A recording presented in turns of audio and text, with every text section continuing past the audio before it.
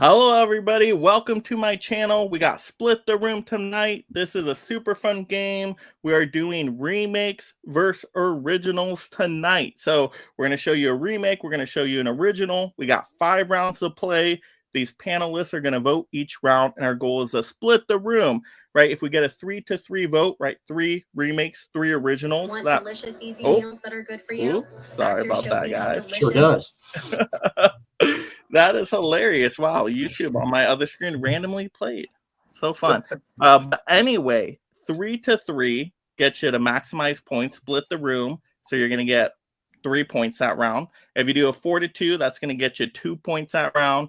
If you do a 5-1, right, that's only 1 point. And then it's hilarious when it happens because it doesn't always happen. But if you get 6-0, that's 0 points for you that round. That means even you voted wrong. And it's hilarious when it happens. But let's go ahead and bring out these amazing panelists. You guys ready? Oh, yeah. Good. Yep. All right. Awesome. So I'm excited for tonight. Let me get you guys organized and how I have you on the score sheet. I think I have this way. Returning players, of course. And yeah, so we are ready to go. So if you love movies, just a reminder to the audience, split that like and subscribe to support the channel. If you'd like a comment read live here, make us scream with some super chats. And if you'd like to help choose a future topic, become a member. And then I have a goal tonight. If we get 5 super chats tonight, right, any level, doesn't matter, or memberships, we'll do a giveaway. Yes, physical media giveaway. So very excited for that. You'll find out what that giveaway is. I don't know. Maybe by round 2, round 3. I don't know. We'll find out. All right. So let's go ahead and get started here. Let's just check into the audience. We got some amazing people out there. We got Adrian. Yes, absolutely. We got Holland in here. We got Zach. Let's see. We got... oh, yeah. We're definitely... I'm sure Friday the 13th is going to give... Oh, yeah. Sure. Absolutely. Don't let this shirt fool you here. I know. All right. So amazing audience. We're going to get started right away. Like I said, we got 5 rounds of play here. So I will start off. So I'm going to go with what I told everybody in the chat backstage because, I gave an example. I have to go with it now. But my first choice is going to be The Fly. Yes, we got to go with The Fly. We, of course, have, this amazing remake of The Fly. A lot of people love this one. 80s, Jeff Goldblum, Gina Davis. Super fun in here, be afraid, be very afraid, right? I love what they did with kind of the practical makeup in here, the transformation into a fly monster. It's super fun for horror fans. So they really changed up The Fly with this kind of remake on it. But I will say I absolutely love the classic The Fly, and I might like this one a little bit more. I just love the original, how was pretty much it turned somebody into a fly. And I thought that was really creative and interesting. And it gets parodied so many times, like the Emperor's New Groove. Yes, exactly, right? Emperor's New Groove, the little fly and the web. So this is iconic. You're not going to have the remake of The Fly without the original The Fly. And this was so good that it even got 2 sequels. So that's pretty amazing for a classic horror movie. So yeah, the original The Fly. I actually like this one a little bit better than the remake. Remake's good, but I just love this original, the classic The Fly. So you guys are gonna have to decide original or remake on this one, but I will put the floor up to debate if anybody wants to say anything in defense or offense of any of these choices here. Anybody want to say anything on The Fly? I'll say a great selling job, but we know which one's better. We know it's the original, right? We know it's the remake. We know I'll say this. Jeff Goldblum's performance. Come on. I'll just say this. Like I said, from this set right here, you won't get sets like this anymore. David Cronenberg. It's the first film I ever saw from him. I mean, like I say, Gina Davis, Be Afraid, Be Very Afraid. Vincent Price. I mean, he's the Hammer actor that wasn't Hammer horror. Just think about that, where he's come from. The Fall of the House of Usher, that was Gothic film before there was Gothic films. You know what I mean? So it's just really, really good there. I mean, like I say, those are good selling points, Mike. I'm very impressed. Yeah, and come on. It's the original. You need the original here. Everybody always says they're always doing remakes of movies these days. Yeah. Well, if you're gonna say that, you gotta appreciate the originals, right? So The Fly, the original. Respect your elders. I would think so. If you're somebody that always says, "Oh, stop doing remakes, Hollywood," well, then I would assume you'd vote for the original The Fly on this one, right? Okay. Anybody else? Are we ready to vote? Yep. All right. I think I'm ready. I know Dell's answer, the original. I got you, Dell. Okay, ready, everybody? Got you, buddy. On Hold three, let's reveal. Everybody writing an answer? Yep. All right, 1, 2, 3, reveal. I put R for mine. Oh, all remakes, only one original on this one, right? Oh, man. At least I do respect that, though, correctly. Mike. I do respect that. That's I do respect that. I will take the 1 point. Love it. Yeah. Little 1 point warm up there. All right. Jeff, you ready? Yeah, I'm Come ready. on, Jeff. Come on, buddy. So I'm gonna go with Dawn of the Dead.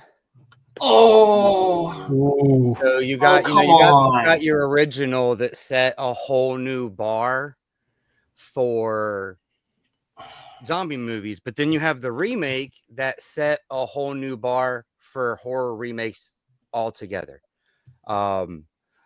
It's really hard to choose one. They're both just like so good. Like they're pretty much perfect, right? I mean, when you look at like 2000s horror movies, there isn't really a better one than the Dawn of the Dead remake. It's really kind of disappointing that the guy that makes this now makes just comic book movies. He could make more horror movies, and that'd be a lot of fun. Zack Snyder, yes. But Yeah, like I absolutely. said, this changed an entire genre as well. So I feel like it's really hard to choose because there's two different generations that love both of these movies. So Now, it really Jeff- kind of depends on where you fall at generation wise. Very true. Jeff, which one do you like more? I like the OG more. So I've never seen the original. I don't know if everybody's seen the original on this panel. I have. Oh yeah. I I've seen bits and pieces of the original when I was younger, and it scared me. Oh yeah. So it sounds like That's good. That's the effect that you want, really, from these films. I agree. George, I'll start with that. George Romero, what can you say about his career? We do not get the newer type of zombie films. Because remember, zombie was voodoo before. I mean, White Zombie really went hard in on that. Then you get this one here where he changed it up a bit. You know, like I say, he's good friends with Dario Argento. So you have this release here has the Goblin score from there. They did take some stuff out. The uncut version is better, specifically the helicopter scene. But I mean, this. It's Zack Snyder, really. This is the first film I saw from him. I didn't even know it was him directing it and stuff like that, too. I mean, you have Burt Reynolds in here. You have, Ving Rhames. Of course, you have Down with the Sickness at the end. I have that album from Disturbed. Yeah, it's a fun film. This is faster paced, though. I'll give it that. All right. Everybody ready to vote here? Yep. Yeah. I love how everybody just, poker face, not saying anything here. Ooh. All right. Everybody got their answer. 1, 2, 3, reveal. Ooh, we I'm got very impressed. Wow.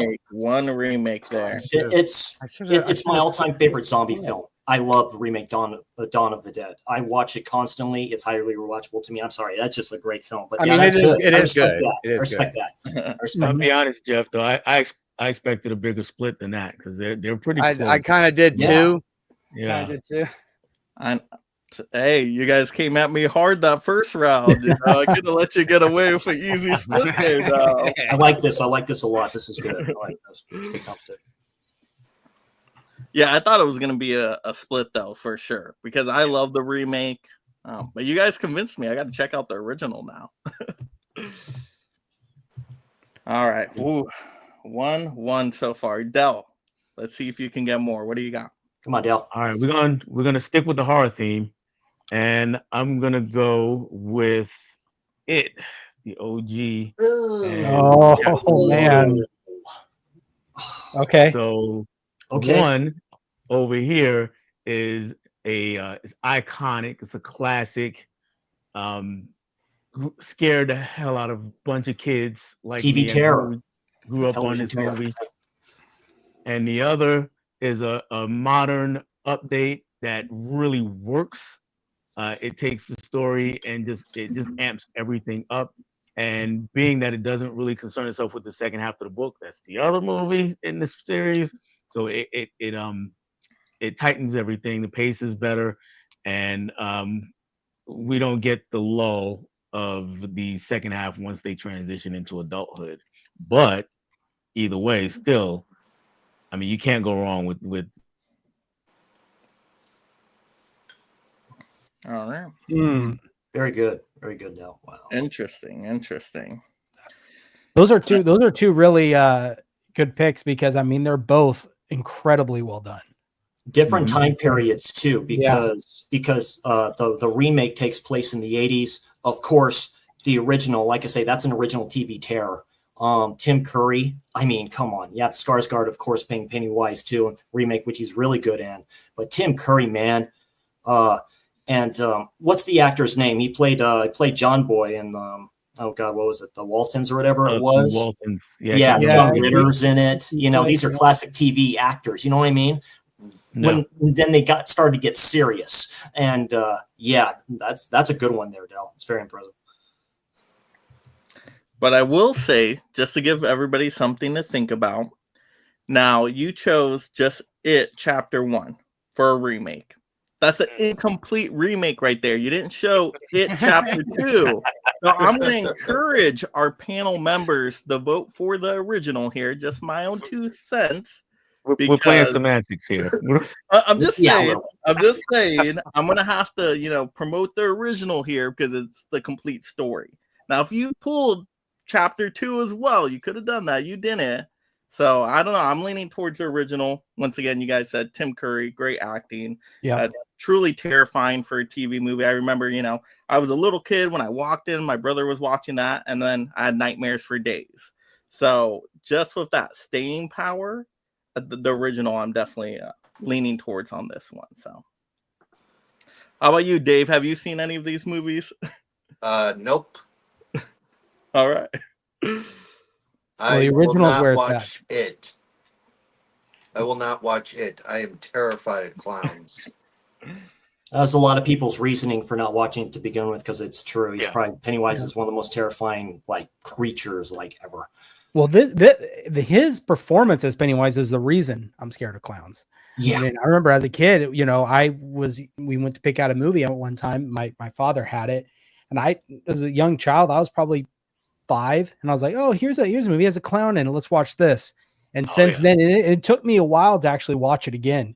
But the one kid that stutters, Bill, Billy Boy. That movie had no business being on TV. No, it didn't. It was too scary for TV. No. Hi, Georgie. Yeah. And once again, you guys are saying that clown factor right there. You get more of the clown in the TV movie.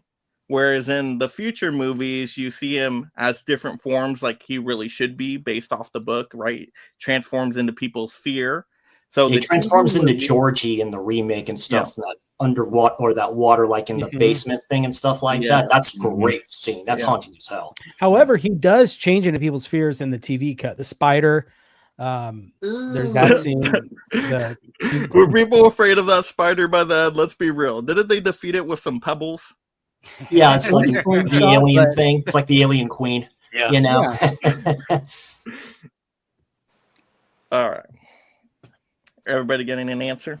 I already got my answer. Yeah. Ooh. All right. So for It, original or remake, 1, 2, 3, reveal. There we go. Ooh, Very that's good. Right there. With the room. Very good, Del. Ooh, 3-3. Wow. Very impressive. How you play. Dell came to win. That was a good one. That was a tough choice right there. Yeah. I do love the remake though, and I do like Chapter 2. Actually, a lot of people don't like that one. I like Chapter 2. Yeah, I like it. Chapter 2 is actually quite like it, but I disturbing. know a lot of people don't. Yeah. All right, there we go. Dave, you are ready. What do you got? All right, I got Ocean's 11. I know there's a remake of it, but I mean I know there's an original and I know there's a remake, but I like the remake way better. You got an outstanding cast: George Clooney, Matt Damon, Brad Pitt, Julia Roberts, and it's just a simple bank heist movie. I've never seen the original, but this movie is a guilty pleasure for me. I always watch it. I didn't even know it had an original, so that's really Yeah, cool. I think Frank Frank Sinatra's in it. Yeah, Yeah, it's an older film, It's but the Rat Pack technically. Yeah, Mid 60s, I think. Yeah. Maybe even early 60s. Frank was a good actor. He's a very good actor, actually. Him. Has that got a boutique treatment yet? Like a Kino Lorber or Criterion? That'd be perfect for them. I could see I think it does. Actually. Yeah, Kino, I think, has it. I can see both those companies doing that, though. Yeah, I think Kino did it because I remember seeing something a few years, maybe last year. Ken reported on the physical media report that there was a 4K coming out from them.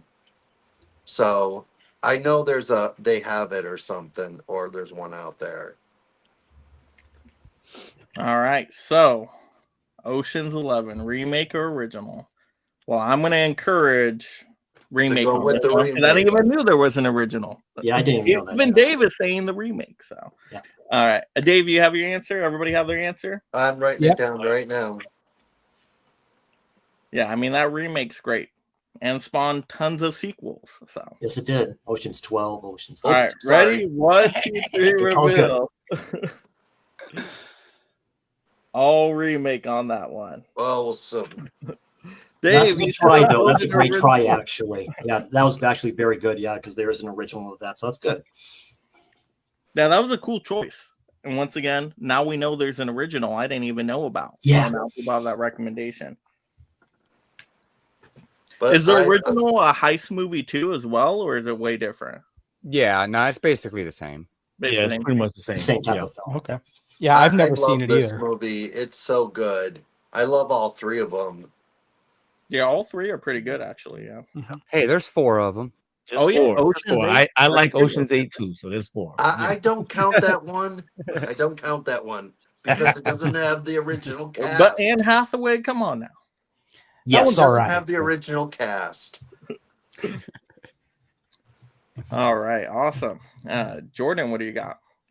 So I wanted to go with you've got the original. I don't remember what years these came out. I don't know. Whatever. Anyways, the first one, the original I want to talk about is Suspiria.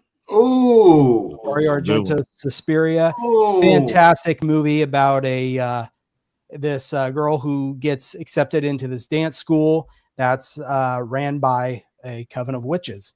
But really? you also have the remake of Suspiria, which is actually, I believe it was in Amazon Studios. They put this out. And I saw the trailer for it. Yeah, an awesome retelling of the original Suspiria. It's got its roots in it, but it definitely takes on its own kind of identity, even down to the type of dancing. The effects in this one are phenomenal. There's a scene where there's these 2 dances going on at the same time, but one's affecting the other, and she contorts and does it. It's very creepy. What's great about this one is if you guys aren't really into Italian, I am, but you don't have to worry about the dubbing with this one.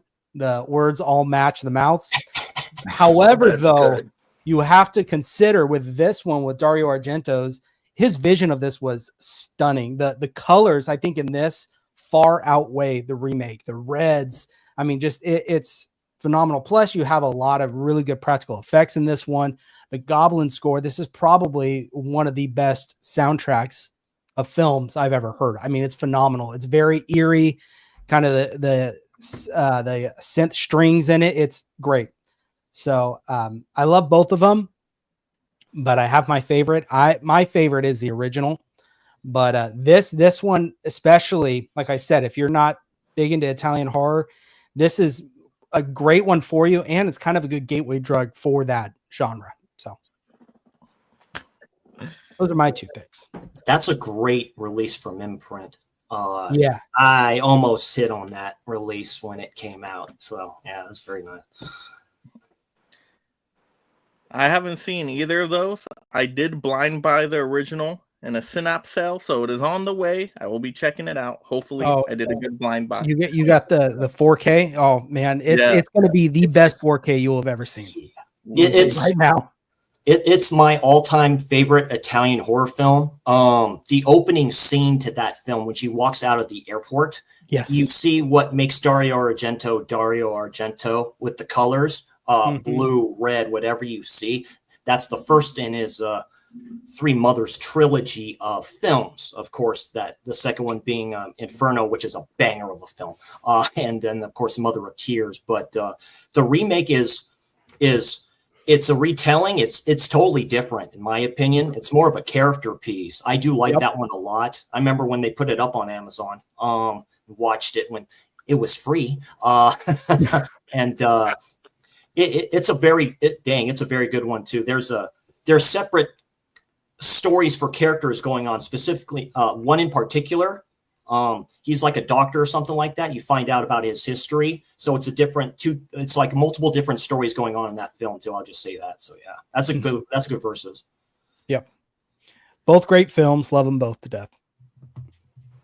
Has anybody else seen those movies? I haven't. I have. Okay. Yeah. I'm a novice at Giallo, so maybe that is the reason, but I'm not big on the original. It looks great. The colors that they're talking about pop. They actually pop off the screen. Mm-hmm. And I do like the score and the soundtrack. The story, it felt nonsensical to me. That's Italian. That's Italian. That's Italian WTF film. Yeah. And the remake, while it goes into some wild spaces, it's still a movie that's more coherent. And it's definitely a movie for modern audiences, and the way that film is being told nowadays. Definitely, the new remake is for that one. Towards the end, there's this underground ceremony with this creature. That's all I'm gonna say. That's insane. Dakota Johnson is actually good in this movie. She's not not like in Madam Web or 50 Shades or whatever else she does. Yes, she's actually good in this movie. Man, I'm getting word on my blind buy now. I'm like, oh. If you like Giallo, you made a good choice, Mike. I haven't seen much Giallo. I've seen like 2 Giallo movies, and both times I'm like, yeah.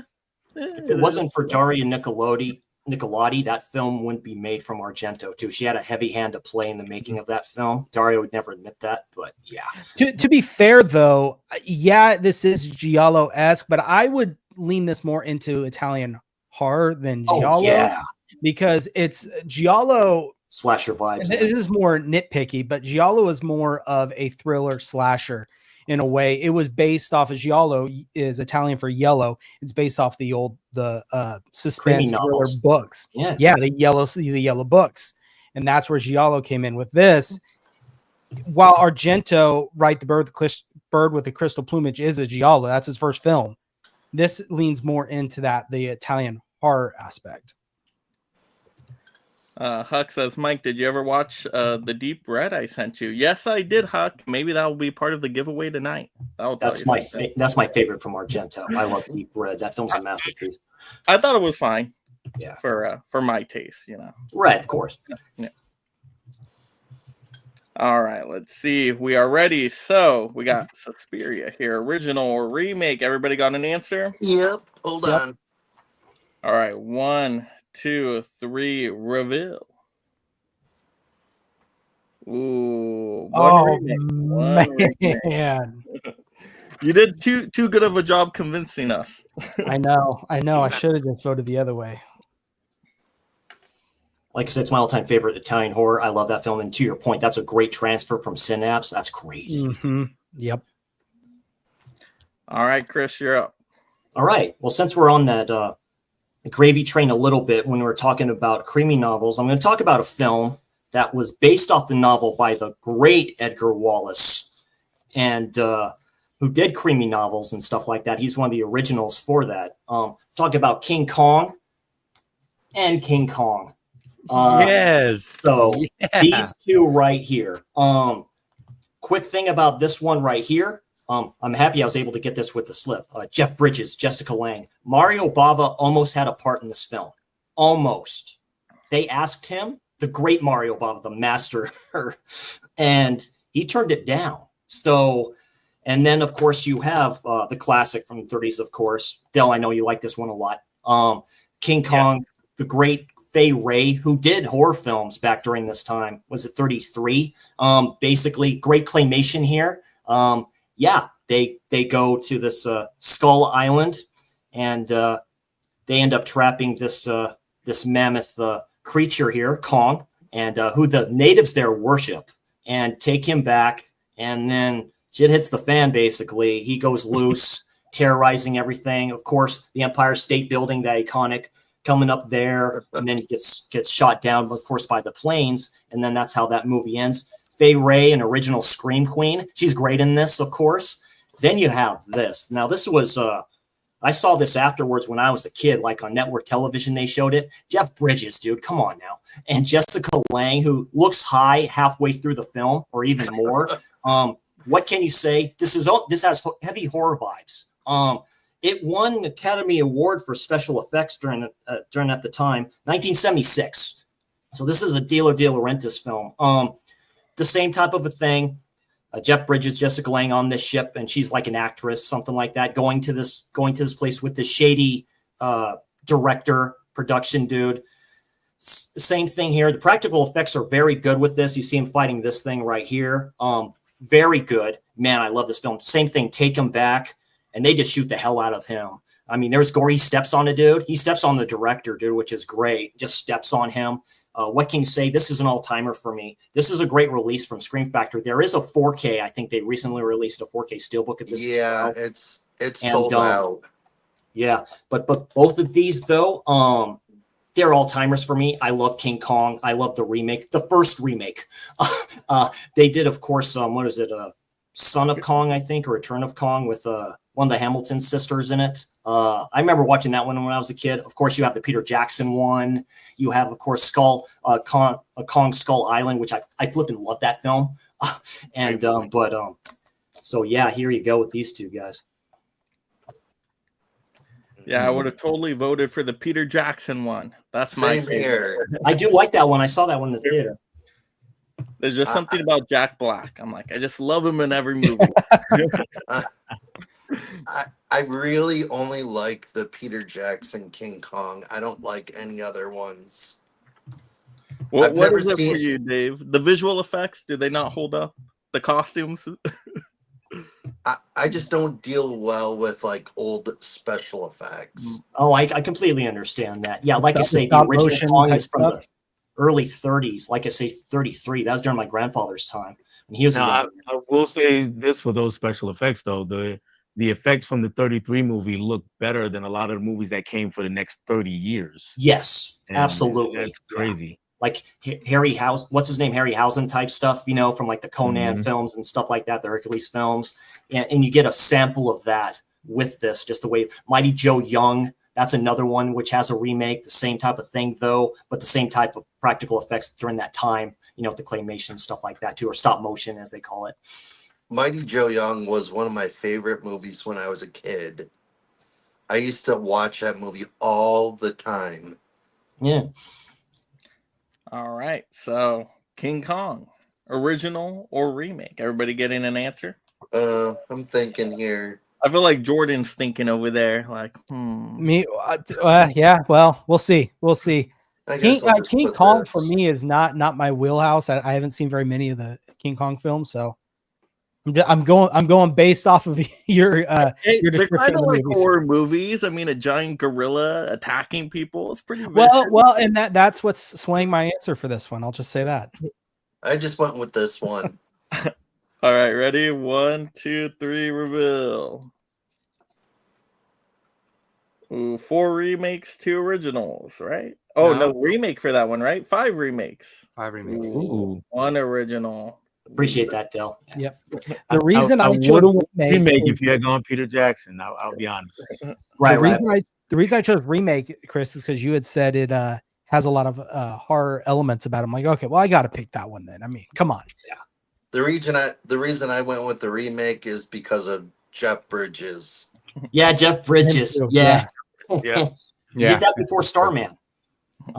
Yeah, so young Jeff Bridges, this hippie hair. All right, so after round 1, Dell is amazing and we all suck. There we go. Yes, absolutely. Yay. So wait, I only have 1 point?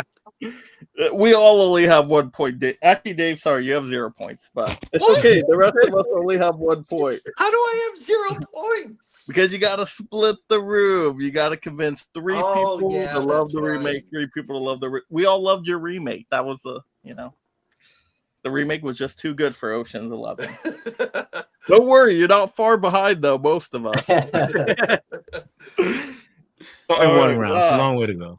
There's more to go. Exactly. Yeah, this is a tough one. We saw a lot of horror that first round, so I think I'm going to go with a curveball here. I don't know how people are going to vote, but let's see. I don't even know if you guys seen these movies, but we will find out today. So let's go with the Taking of Pelham. 1, 2, 3. Oh, yeah. Oh, nice. Remake. Here we go. So I actually like both of these movies, but I personally like the original more. The original focuses more on the whole crew that's basically taking over the train and all that. So I like that. You get to really see their personalities. Whereas in the remake here, it's really a John Travolta kind of movie, at least from the villain perspective. I'm like, come on, I want to see more of the other crew members. And you don't really get that with this one. And then they do like the stock market exchange stuff and it gets a little bit more computery. And like, yeah, it's good. But I do like the original better just because of kind of old classic style, and I love the ending too with the original like kind of a gotcha moment. So yeah, I like original. Remake's good too, so either choice is not a bad choice on this one. Have you guys all seen these? I've seen the remake. That's the only one I've seen. I've seen them both. I've seen the remake. I really like the remake a lot. The original has Walter Matthau in it and a few other good ones from that time when he did I just know him for kind of comedy and stuff like that too, but he could do gritty roles a lot back during that time. The one, like say John Travolta, Denzel Washington's very good with that. That's an all-star cast. James Gandolfini plays the mayor in that film. Mr. Guzman is in there too as one of his buddies. When they hijack that tram is very good stuff there, in my opinion. John Travolta acts the way John Travolta acts and stuff like that. He's a great villain. He's always seemed to have that shtick to him. Yeah. Oh yeah. He hands it up real nice whenever he gets to be a villain. Yeah. But once again, I think the original is way better because, I mean, the ending on this one, it's very dramatic, almost anticlimactic, and how it just, ends in that moment. Whereas, once again, the original kind of leaves you thinking what's going to happen, who's going to get away with it? Is the, villain going to win? Is, the hero's going to win? So this one plays it much more close to the vest. So what year that's why I really like this one. What year original? did the... 1974 for the original. Oh, that's a good year. Yeah. Maybe I'll check that one out. There's another movie in here that I'm going to be talking about from 74. Yes. I got an idea what that is. Okay. Yeah, I have a good idea what that is. And I love the 70s style, like just the outfits people wore, the music of the 70s. Yeah, it just has that gritty feel to it. Grindhouse-like. Yeah. Mm-hmm. So, yes. Taking of Pelham 1, 2, 3, original or a remake. All right, ready? Everybody got an answer? Yep. 1, 2, 3, reveal. Ooh, 2. Is that original? Originals. Yep, there we go. 4 originals, 2 remakes. There we go. I'm glad I was able to convince people on the original. Yeah, you convinced me, Mike. I like films like that from during that time. That was done before I was born. That's why I like watching films like that done during that time. 70s were a great decade. I mean, for films like that, they're different. New guard of people coming in. Yeah, I have to watch some movie to make my decision. I'm a big Denzel Washington fan, so that's what sells me on the remake. But I was happy I could get people interested in the original because I don't like a lot of originals. I'm more of a remake person myself, but that's one where I'm like, you know what? I think the original got it right. So yeah, I've seen I've seen both, and yeah, the original to me is just a better made film when it comes down to it. And I love Denzel also; he's one of my all-time favorites. But the original as a whole is just better made. Yeah. All right, Jeff, you're up. All right, so there's been some horror. Actually, there's been a lot of horror. So I'm going to take it away from that a little bit. There are some horror aspects to it, maybe thriller, but we're going to go with War of the Worlds. Ooh. Okay. Oh wow! The original is a little more horror-like than the remake. The remake definitely fits real heavy into the. It plays real heavy into that sci-fi. Steven Spielberg, obviously. Yeah, Steven Spielberg. That's I was thinking he was the director. It's so hard to choose one over the other. I grew up watching the Steven Spielberg one. I'm just at that age, but last year I was introduced to the original, and I've watched it like 3 times since. As like a classic film, there's a reason why it's in the Criterion Collection. It's a classic film for a reason. There's a reason why there's been this remake and probably like dozens of other direct-to-home remakes as well, because there's been ones with like C. Thomas Howell and all that. But this was the remake that got it right. I mean, Tom Cruise, you know, you can pretty much put him in any role, and he can pretty much roll with it. Yeah. But it didn't take away from the original either, you know. So these ones are really good, guys. So I hope you guys have a hard time choosing, because I'm gonna have a hard time. The best part out of their remake is when the bridge is going over them and they're like running away when the aliens are coming down. Do you guys remember that in the remake? Yeah. That's like one of the best scenes. Yeah. I will not have a tough time with this choice. I love the original on this one. Once again, a rare chance where I like the original better. I'll say the remake is just too dark and just drags. Everybody's all sad, and then by the end, they all die because of the atmosphere. I'm like, what the heck is this? This is dumb. So it's I remember seeing the original when I was a kid, of course. I'm 46 years old. I remember seeing that. There's something very eerie and scary about it, especially when you're a kid. When you see the one dude go there, you know, near the saucer and stuff like that, one of the scientists and stuff like that, basically saying we kind of come in peace, right? No, there's no peace here. He gets basically vaporized. Like, oh shit. You kind of know. You don't get films like Independence Day without the original. So, you know. Yeah, I love the creature, alien, robot designs in the original. And the lasers and all. One of the ships that crash, you see the hand that pops out. Basically, you know, you never see what the aliens actually look like, but you know, you took out one of them. It's like, ugh. I've never seen the original, so it's a what was it done, Jeff, in the 30s or 40s? 53. 53, man. Yeah, I'm dating myself. Yeah, I've never seen the original. There's just a little bit more than 50 years between the two. Very nice. The remake was 05. Very good. All right, so War of the Worlds, remake or original? Everybody got an answer? Yep. All right, ready? 1, 2, 3, reveal. Ooh, that's a split right there, I think. Yes. 1, 2, 3. 1, 2, 3. Yep. Yep. There we go. Good job, Jeff. Nice. Good job, Jeff. I know. I'm like That's for good. the game, I should have voted a remake, but I can't do it. I do not like that remake. I haven't seen the original, so my vote was easy. So the original is good. It really is, Dale. You should check it out if you That's like. the point of this. If Really you like the introduces remake, you to you'll like the original too. Okay. Fair enough. All right. Guess I'm up. All right. So there's been a lot of carnage so far in this game. We're going to tone it down a little bit. We're going to get into the family aspect here, and we're going to start with an animated classic and a live action remake, and both excellent. Talking about The Jungle Book. Oh, that's Del. Ooh. That was one of their first, wasn't it? Live action. It was their first Yes. CG live I think action. it was the first. I think it was the The first. first was Cinderella. Cinderella, yeah. Cinderella. But that's And Cinderella one. John never mind. Favreau did the live action.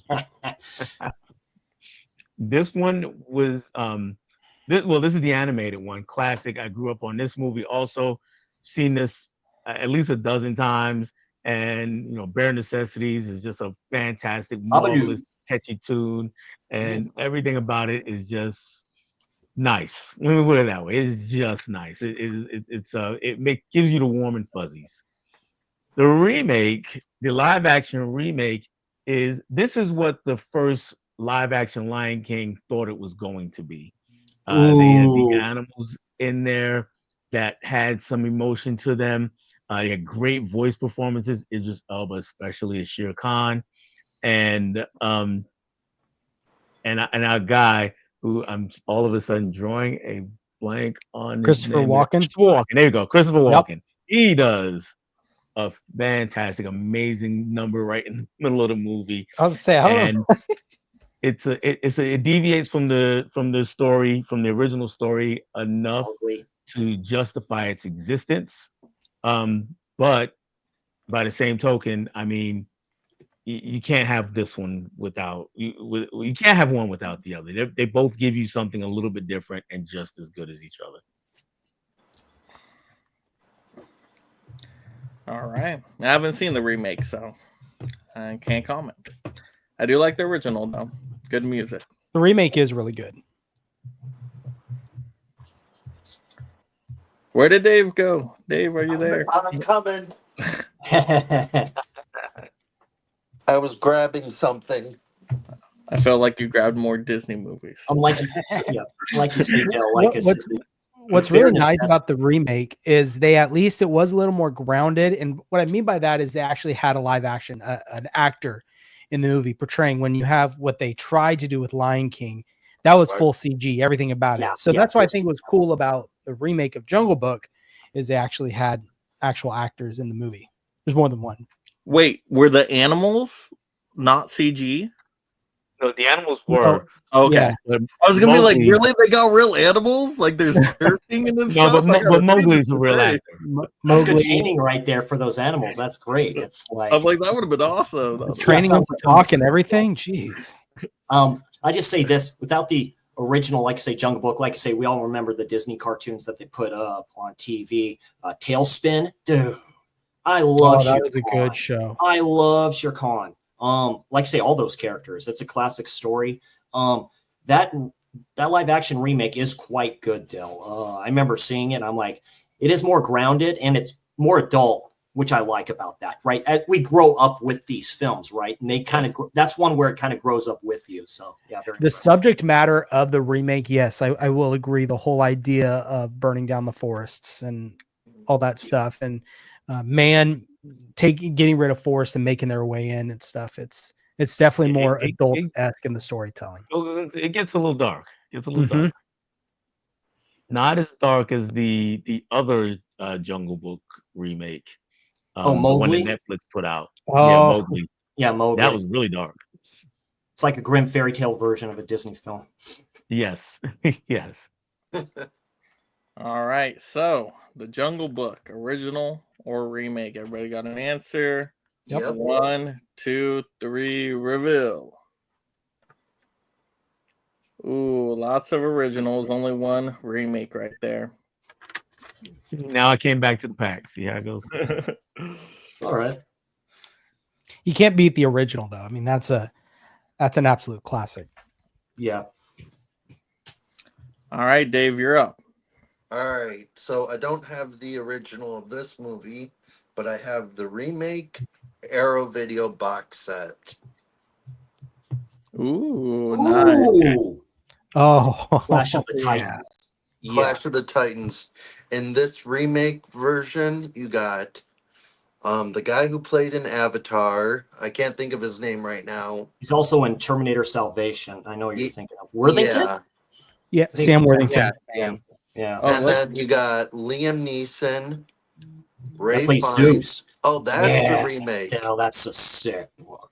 You got Liam Neeson, Ray Fiennes. You got the guy from who played in Avatar, and I just really like the CGI Perseus. in this movie, and I like the story about the gods and everything, and I think it's a pretty decent movie, and the 4K transfer is outstanding for both movies in this box set, and I was happy that I got this.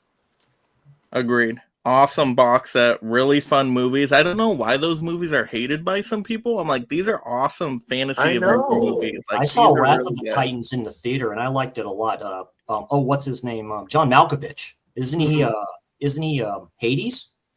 Or I thought Ray Fiennes was Hades. I know it's been a minute since I've seen it, but yeah, I don't that's know, a good one. I Ray watched it Fiennes. last year, so Yeah. I'm trying Ray- to remember. Ray Fiennes' performance in that movie is, well, him in general, he's just an amazing actor. Yeah, but he's a great I actor. Yeah. really love him in this movie. And like Ian Neeson, what else can you say about him? I've been a Jedi. I've been a Greek god. I've been, I'm a badass that, getting my daughter back and doing all this stuff too. It's real. And now he's going to be a agent here pretty soon, coming up here in the Yeah. new remake. For Gonna Naked be Frank Gun. Drebin. Yeah, there you go. Mhm. That is really funny. That's going to be very interesting. I need to check it. I can't wait for that. I think he can do it. I mean, before doing the Naked Gun, Leslie Nielsen was doing a lot of serious roles, and then he Prom Night, which he's transformed. a trip in. Yeah. All right. Yeah. So hopefully I sold you guys on this. You sold me. I'm going to tell people right now. I love that remake. Like, the original's like fun, but those effects do not hold up in the original. Dude, They this just don't original hold up was anymore. so good. Watched that when I was a kid. That's Harryhausen, with his epicness, with he does with stop motion and stuff like that. And it's the journey of Perseus, man, and it's really good. And Hera just tries to stop him at every damn turn and all this other stuff too. And and like I say, Wrath of the Titans is a fun one too. I saw that one in the theater too. So yeah, that's a good one. Yeah. It is definitely a good box set to have. All right. Answers. So Clash of the Titans, original or remake. Getting our answers here. All right. 1, 2, 3, reveal. Ooh, we got some originals and we got 4 remakes there. Ooh, that's pretty good though. 2 points. Oh, awesome. Good job, gentlemen. I Good agree, job. Mike. The effects don't hold up on the original, but the story in the remakes are terrible. I don't like them. Who doesn't like the robotic owl?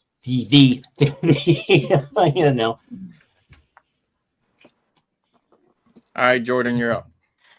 All right. Well, you guys inspired me to stay away from horror for this round, so I'm going to do it.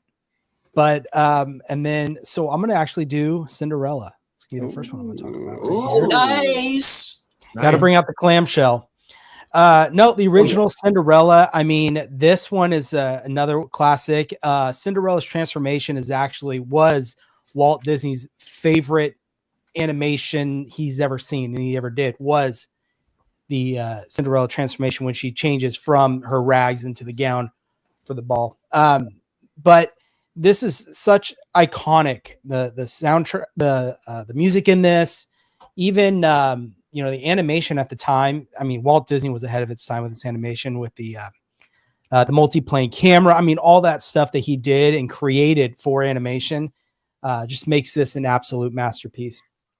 However, I will argue that this remake is, I think, the best remake that they've ever done to live action. You've got amazing performances in this. I think his name is Kit Harington. Is that his name? No, that's not Kit Harington. No, who's it's the guy who played Robb Stark from Game of Thrones? That's Kit. No, that's Jon Snow who plays. Well, anyways, the guy who plays not Kit Harington, his name is Kit in the movie. But anyways, this one it's it's got its roots in the original, of course, but it's more like Chris was saying, it grew up with us. The ones who watched these as a kid, you're really going to like this one. I think it's a more grounded story. It's not as fantastical, which, I mean, to an extent, I mean, you still have a fairy godmother transforming pumpkins into carriages and lizards into horses and stuff, but it is still, I highly regard this, and I think it's a very underrated live action. Not a lot of people talk about this one because a lot of people, when they hear Disney live actions, for the most part, it's frowned upon. They don't really like them, but I think this one really holds up. It is my favorite live action of a Disney movie. So those are the two remakes and the originals. I have the 4K of the original. It's really nice looking. Yeah. Yeah. That's awesome.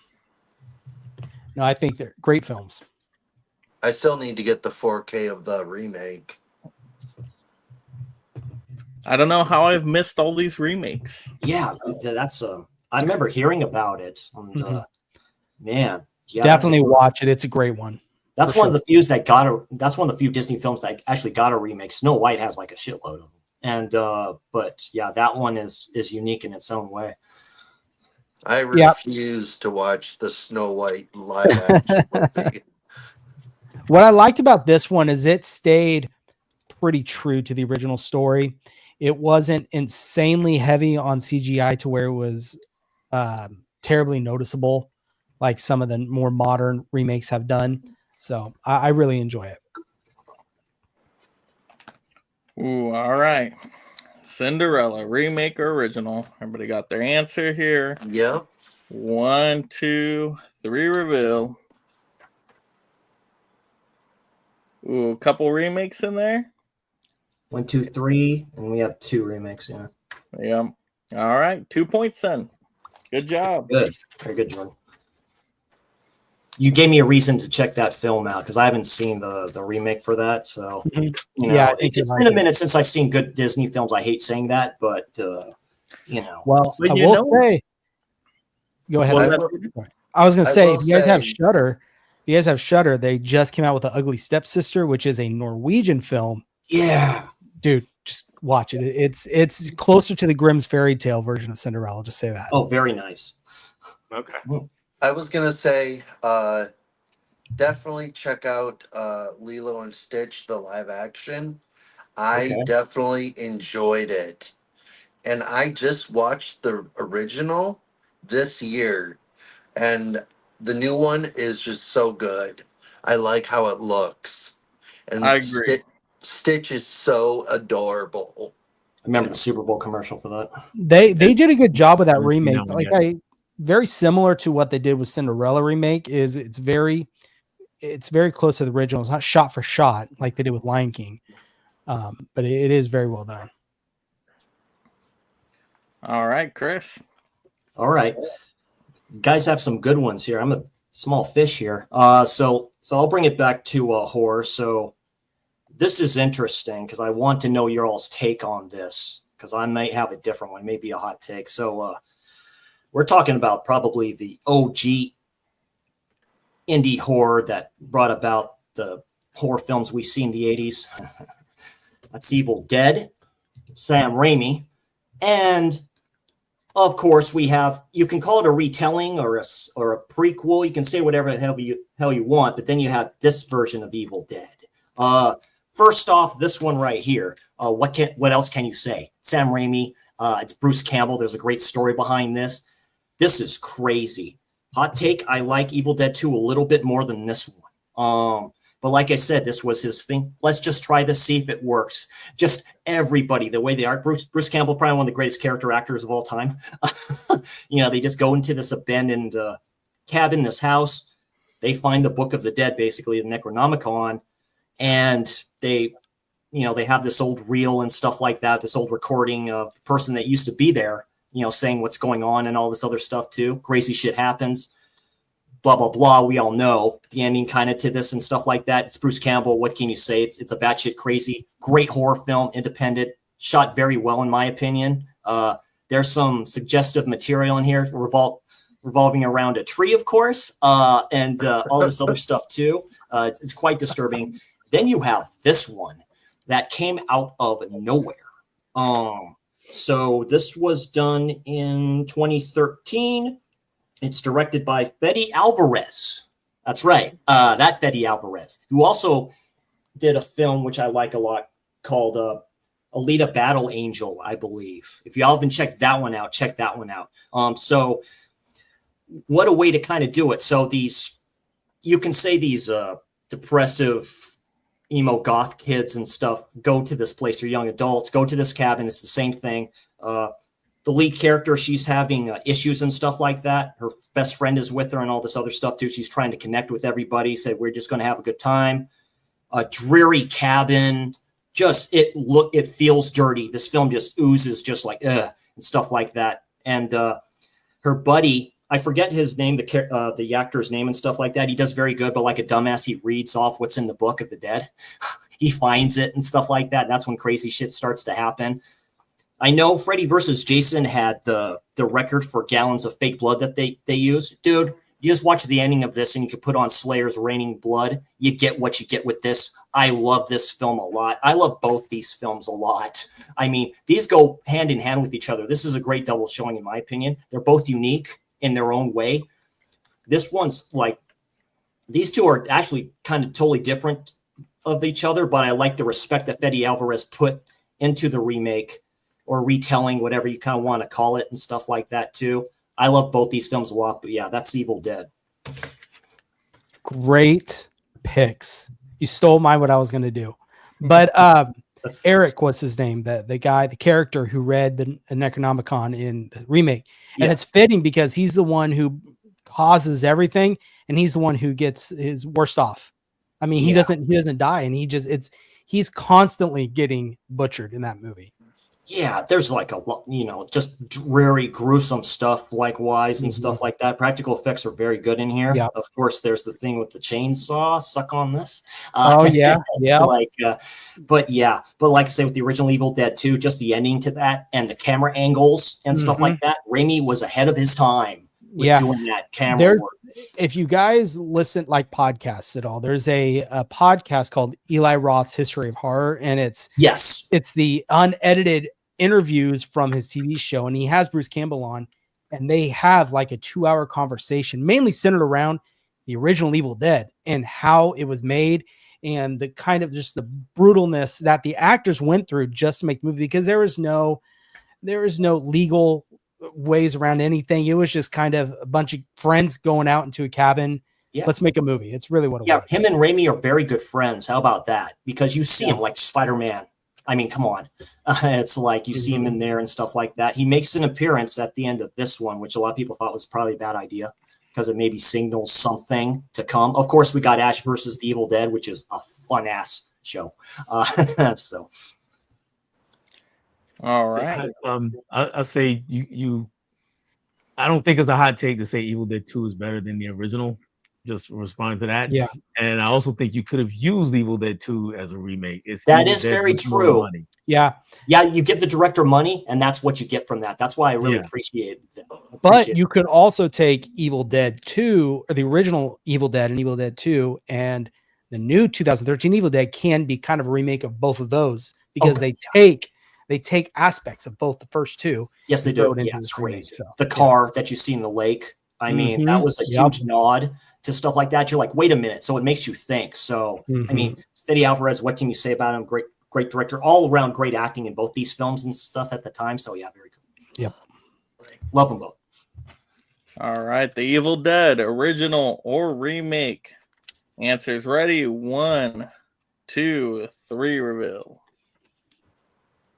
Ooh, lots of original. A couple remakes there. Ooh, okay, 2 remakes. Not bad, not bad. 2 points. I've never seen any of the movies, so I can't not give it to the original. I mean, at the time, that was at the time it was The Exorcist. The Exorcist was the movie to be beaten as far as horror goes, and they basically, Sam Raimi took The Exorcist and just cranked it up, and it's unrelenting from start to finish, the whole movie. Yeah, remake, no brainer for me on that one. Like you were saying, the buckets of blood, just how terrifying that one is. Oh my god. Literally raining Yeah. blood. I was like, and that looked disgusting. It's Well, just when the car rolls over her hand and she just rips it right off. I mean, another nod to Evil Dead 2. Yeah. Well, same thing when she gets, the tree, she actually goes into that swamp, right? Mhm. And it's all dreary, and you see the branches just do all this stuff. I'm like, shit. The one part that always gets me is the cheek when he slips on the cheek. Oh, dude. Yeah. Oh, it's one of the ladies and stuff like that. She's doing stuff in the bathroom and stuff like that too. It's very a la Cabin Fever a little bit with that. Well, like, well, and then Eli Roth took heavy inspiration for Cabin Fever for the original Evil Dead. And that's why the cabin is very reminiscent of the original Evil Dead in Cabin Fever. I will be right back. I'm going to go grab something. I have a headache right now. Okay, yeah, no worries. Recapping the scores after round 2. So, actually, very close game. Dell and Jeff with 4 in the lead. And then, Chris, Jordan, me, 3 points. And then Dave with 2 points. So, it's still anybody's game. Very, very close. All right. Whew. And that's only been 2 rounds. It's been tough competition so far. While we're waiting for him to come back, I just wanted to show I had this ready to go. And yeah, very cool. I have the DVD of King Kong from Peter Jackson. I have both those. Fortunately, I have the one with the slip. I know. Yeah, Chris, you beat me I to don't know if you can see it. I mean, you can barely see it. That's right a nice here steelbook. That's a nice steelbook of the remake. You have like two different. There's They have King another Kong one DVD set up there. If you see it, right there next to Godzilla. Oh yeah. Yeah, dude, that's great. That's a great Shin Godzilla set too from Criterion. That's a badass set. I really love that set. I had the other steelbook, but when they came out with this, I loved it too much. I sold my. Yeah, that's a great one. I did a giveaway for my other steelbook and bought this one. Nice. Couldn't beat it. All right. Awesome. So we are getting into round 3 here. Round 3, starting off. We were just talking Evil Dead, a lot of horror the last couple rounds. So we're going to do the opposite. We're going to go with Christmas time. Got to have that Christmas family movie.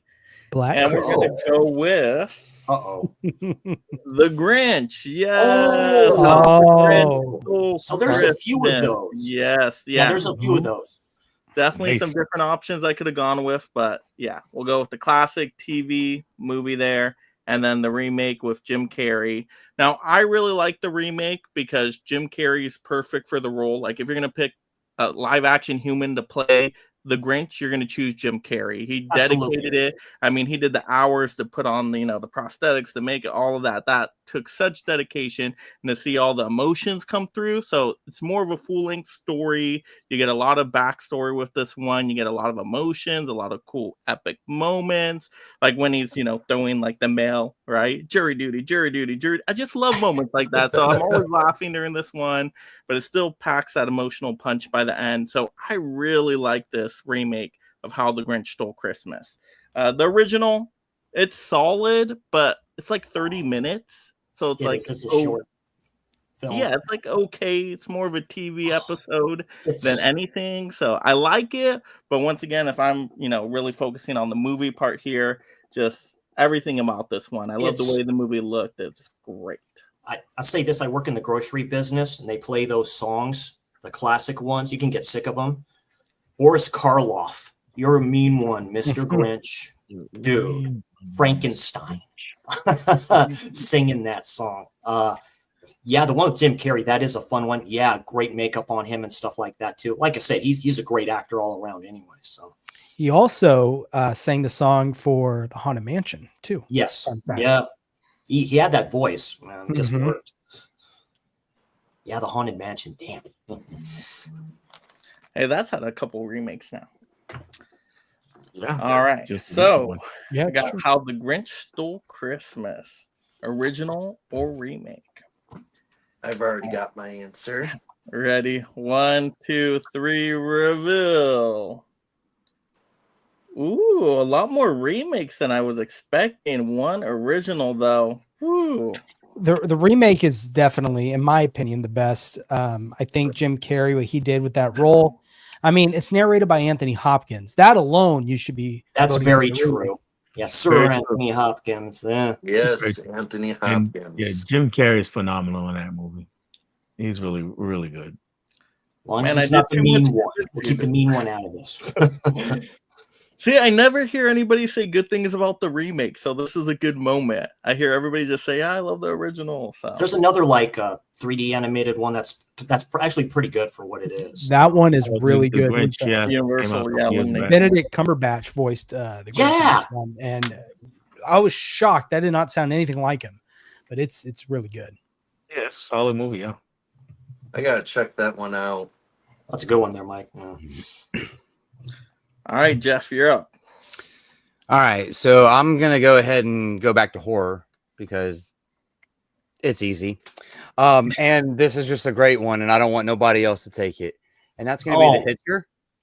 Oh, So the original is just there's just something amazing about it. Obviously, it gets this really nice big second sight edition because it deserves it.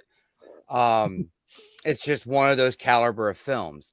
But people always tend to forget that the last good Platinum Dunes remake was The Hitcher. Hitcher, yeah, with This was that's the good such a good remake. Sean Bean? This is literally the last good one of the 2000s before they started getting into doing like a lot of the American remakes of Japanese horror movies that just did not go good. This was Yeah, like the correct. last good one, and for some reason this one doesn't get any love, but I love it just as much as the original. And anybody that knows me knows I was on my hands and knees for this film all year last year. This was like the best release, and it was because the film is that good. But it's so good it got a remake, and the remake is good as well. So I don't know if you've ever seen the remake, Mike, but you should. I haven't seen either. That's the first one Neither. tonight. I haven't Wow. seen. You've never the seen either. You've never original seen Rutger or- Hauer. Dude, Rutger yeah. Hauer. Thomas Oh my Howell. gosh. See Thomas Howell and Jennifer Jason Leigh. Howell, yeah. Mm-hmm. Yeah. There's a I mean- scene I in mean, a diner in that film which is crazy.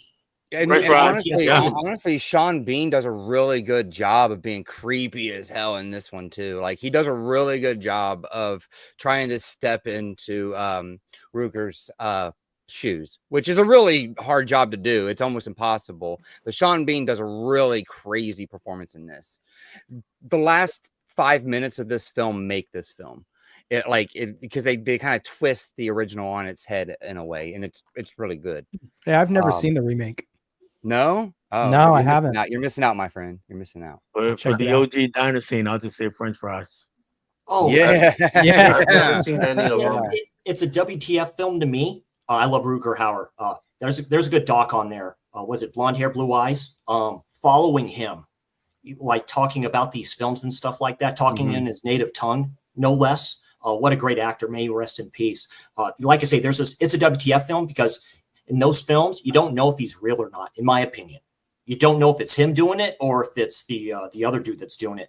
Because in the first film, he talks about he's taking this car to his brother, and there's a scene with the cops interviewing him and stuff like that, figuring out what's going on. He says, yeah, well, where's your brother at? Can we call him and stuff like that? Then there's just like a pause there. I'm like, what the hell's going on here? Yeah, It's a great example of an unreliable narrator, or it leads you to think that's what you're getting. Yeah. All right, The Hitcher, original or remake. Ready? 1, 2, 3. Ooh, one remake. Rest original. Respect that, Jeff. I hell respect that. No, I actually like the original better. I just needed a point.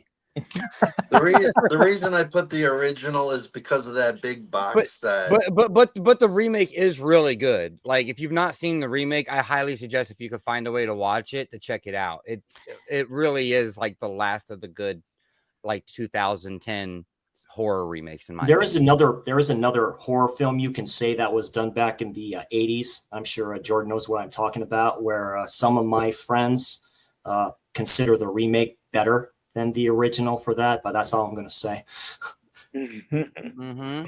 I think I know what you're talking about. All right, Dell.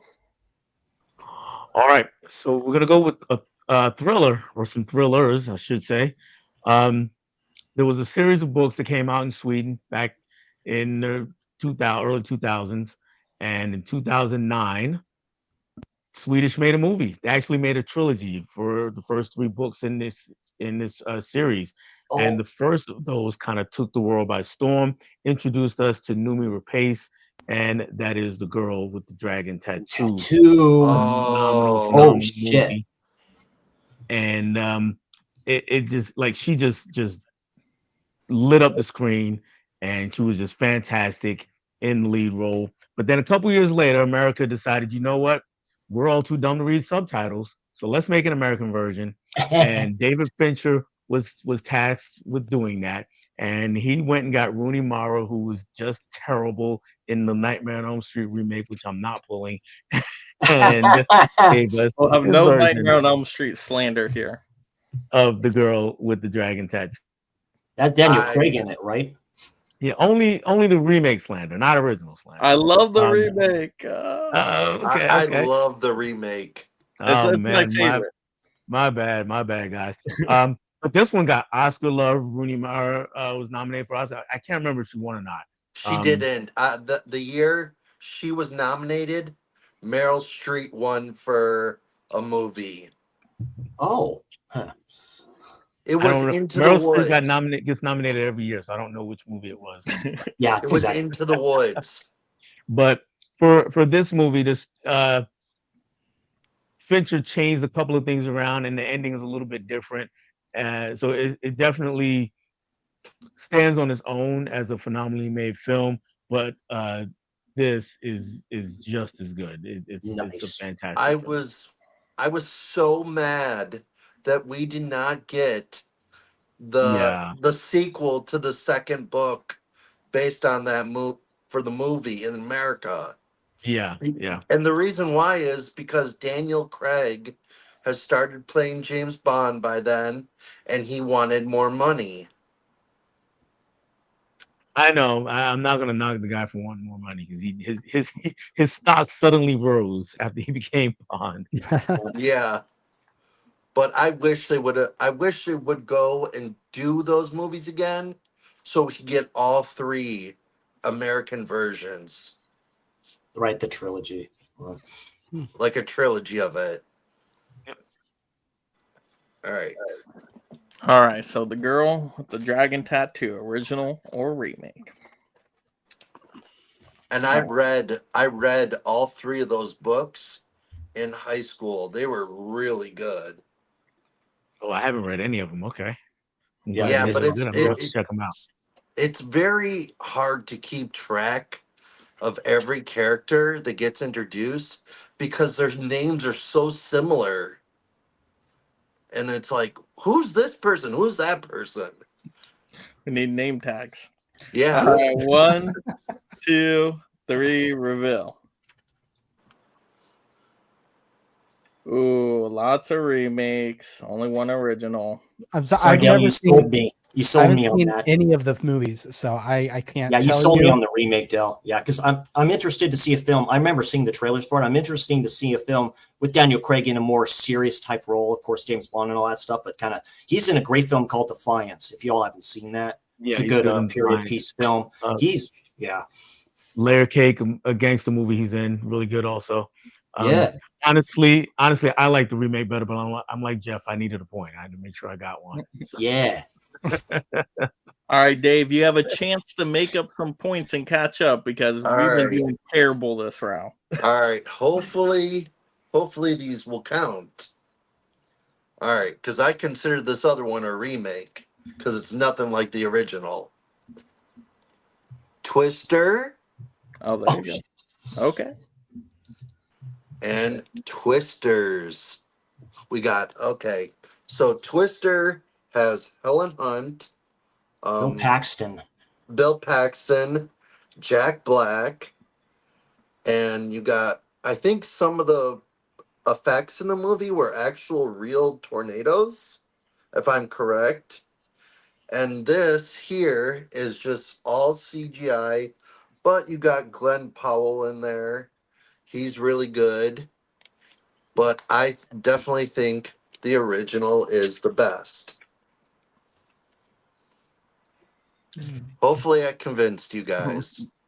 See, I like the remake quite a bit though, because the visual effects on the tornadoes are amazing in that movie. I It think did they good in are the box too. office. I think they are too. Especially that scene when it lights up when it's on fire is really cool. But there's just something about this one. It's just much better, and it feels more realistic. What I think was cool with Twisters is they played on the movie theater, and it reminded me of Final Destination. That whole scene with the movie theater and Twisters, you have the movie theater, and I love, and it gives it a certain edge, especially if you're in the theater watching the movie. You're like, okay, this is really creepy because I'm in a theater. This movie scene takes place in the theater, and all this is hitting the fan in a theater. It's pretty cool. That was crazy. That part too. All right, so Twister, remake or original? Let's get an answer. This is a tough one right here. I'll say this too: that Bill Paxton is great in that film. You see his passion and stuff like that. These tornado hunters and stuff like that. He's like, look at that. Like they mention the rankings of these, like say an F5. That's nasty. Yeah. And I don't know for 100% for sure, but weren't some of them like real tornadoes in that movie? Some of them, I think they got footage of actual ones around in that area and stuff like that, because that's Kansas, right? We're not in Kansas anymore, Toto, and the whole farming idea and stuff like that too. It's crazy. Oh, that's just another Tuesday over there. What are you talking about? Yeah, I know exactly. But like I said, with this one, all it is just CGI tornadoes. All right, 1, 2, 3, reveal. Oh, well, I got you a point, Dave. I went for the remake, so I got you a point there. Thank you. Appreciate that. Yeah, I didn't see the original till way later, so I didn't have any nostalgia for it. So I'm like, I really like the actors in the new one. I love the visual effects. I watched the original when I was maybe like 14. Yeah. And it's a blockbuster film. I'm still terrified of like thunderstorms and anything. And whenever I hear like a tornado thing, I'm like, oh crap, we're all gonna get sucked up. Well, tell me you weren't creeped out at watching when you were younger, that opening shot of the family trying to get into the bunker. Yeah, the dad gets taken by it. Yeah. That's who played the mom in that film? She's good actress too. I forgot who played the mother in the original film. Where they're all eating there at the house and all this shit. I don't know who she is. Yeah, I can't remember off the top of my head. It's great stuff.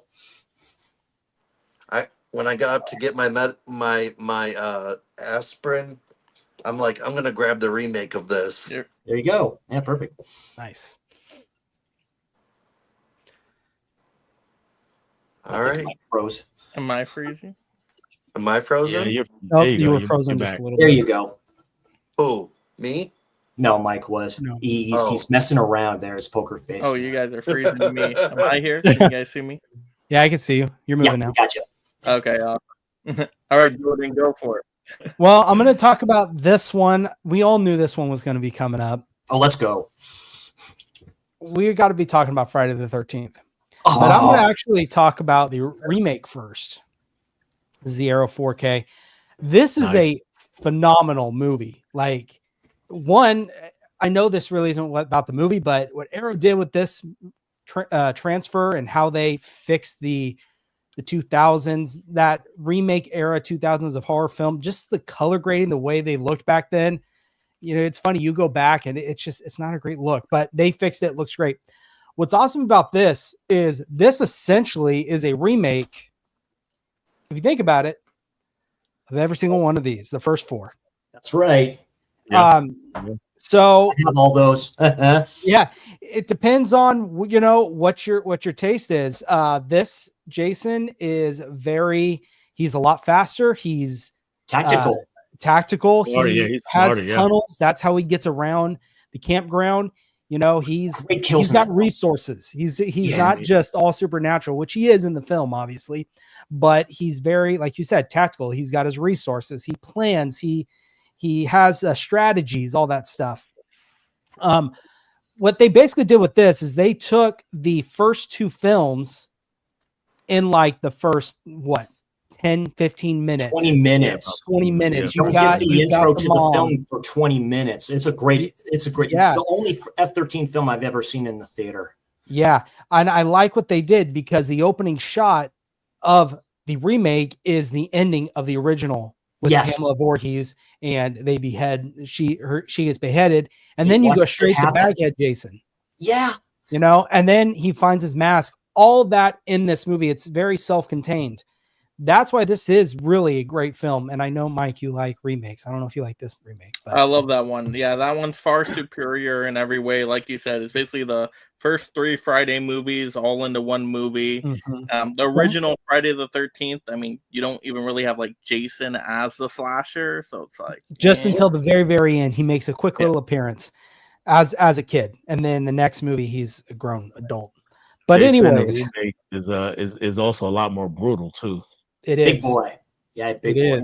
Ooh, yeah. He's going at that campfire, man, and it just cuts off there, just like like that. I'm like, holy shit. Now I love the bone arrow one. Ooh. Yep. Oh the yeah, original, whack. The originals you cannot beat. I mean, the first one is great. The second one, you've got Baghead Jason. You know, it's great. But I argue that the remake is a remake of all the first 4. Now these 2 I think are the best out of the original first 4. I'm partial to 3D. I don't know why. It's always been one of my favorites. Oh, it's a fun one. But and that's one where you finally get his mask. Yeah. But in this one here, I mean, you've got one of the really greatest performance of Corey Feldman's career. That's my shaving his head, going down the stairs, convincing Jason he's basically him younger, and then just going at it on Jason. Yep. Yes. And that's why I consider these 4 all in this one, because this is the story of Jason up until he supposedly dies. Same with this. So you did a better presentation than I would have done on that, Jordan. Very, very good. You're talking about a huge mark on that franchise here. I have a question. Mm-hmm. The remake one.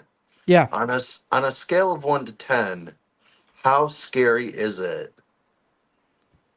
Atmosphere is very well done, I think.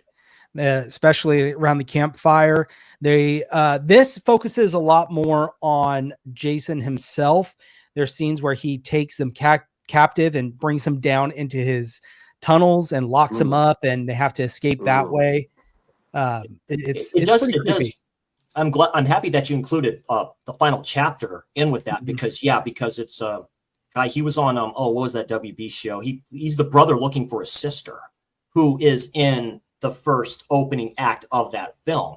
And that's when you find out about the whole underground stuff of like, well, how does it get to these places? Here you go. Great. Has some of the best kills in the franchise, in my opinion. That was co-produced by Michael Bay. So for people like to bitch and complain about him, it's also the same director that did another remake film that might be mentioned here. It's the same director. I was like, who? But we'll see. Yeah, we'll see who gets to it first. Yeah. We'll see. Is it as scary as The Conjuring? Yes. But it's different. It's a different kind of scary. Yeah. It depends on what scares you. I mean, they're like I said, they're different types of movies. Yeah. And the Conjuring is, that kind of supernatural thing, and if that's what scares you, then that's what's going to do it for you. And that kind of does. Yeah, if slasher movies scare you, that's what I mean. It's a different genre than slashers. They're more fun movies, in my opinion. If for me personally, the supernatural movie is going to get under my skin more. Yep. I'm the exact same way. Slasher There's movies, a dread there. I'm going to enjoy, what's going on the screen. Yeah, possession films hit differently with me. Yeah, they really hit different for me. I might consider picking that Arrow box set up then. The Arrow set's cheap right now too. It's like $17 for that. So something like that. I remember when this came out. It was up there for one of my releases of the year for last year. When this came out, I was panicking trying to pick this up, and I drove all the way because my nearest Barnes and Noble is like an hour away. I drove over there just to pick it up, then for it to just go on sale. Because originally it was selling out everywhere. Couldn't get it. I'll have to check Amazon after I'm done on here. Yeah, thanks for plugging me, Dave. That's why you got to check my Amazon deal videos. I cover this stuff. I usually do. I usually do. All right, so remake original Friday the 13th. 1, 2, 3. Ooh, 3 remakes, 3 originals. Ooh, that's a split.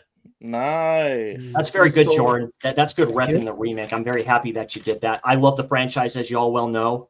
The original is an all-timer. Really, nothing comes close as a slasher to me.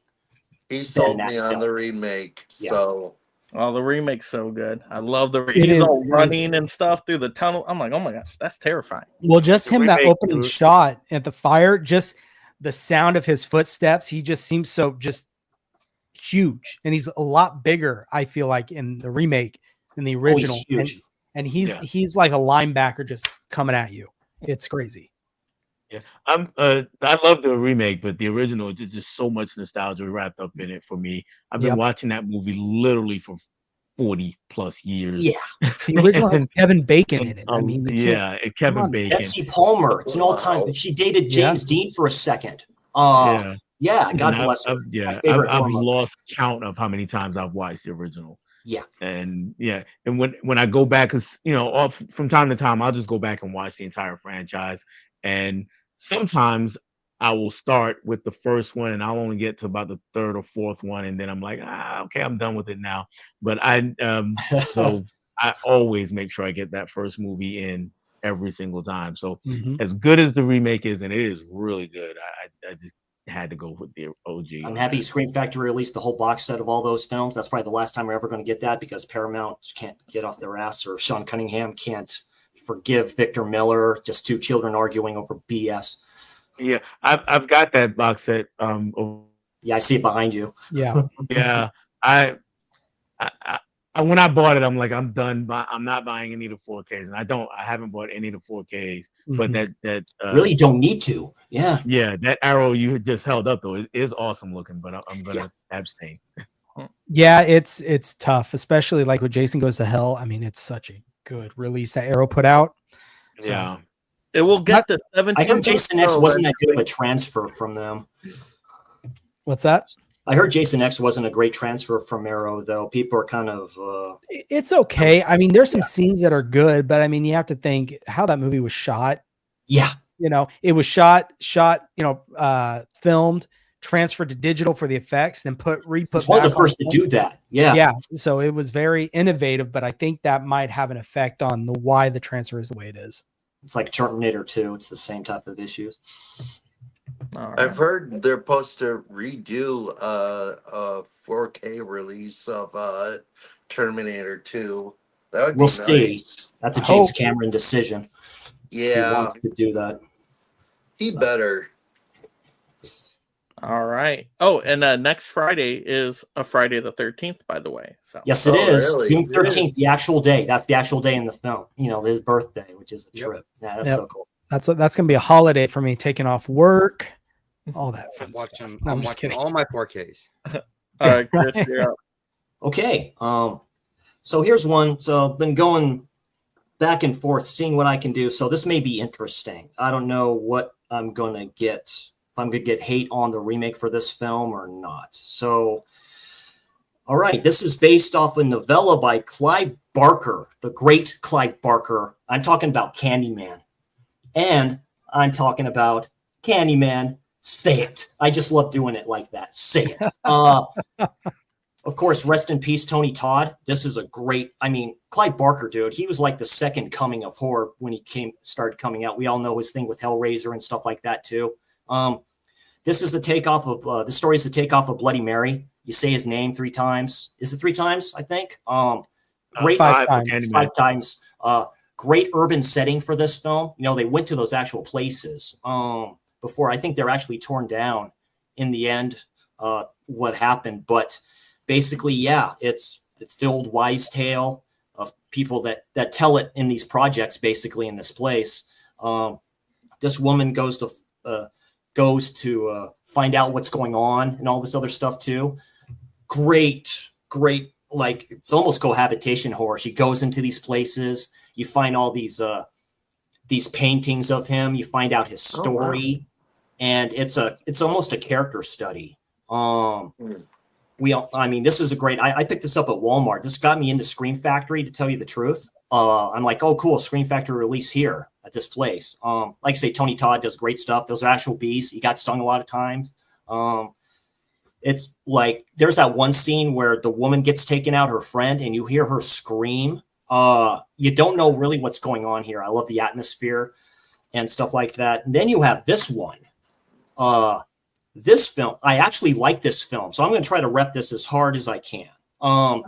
This is a little different from this. Both characters are painters, but it basically follows this guy who's a painter, trying to get into the business and stuff like that. He finds out about the Candyman character. So this is in the universe of Candyman.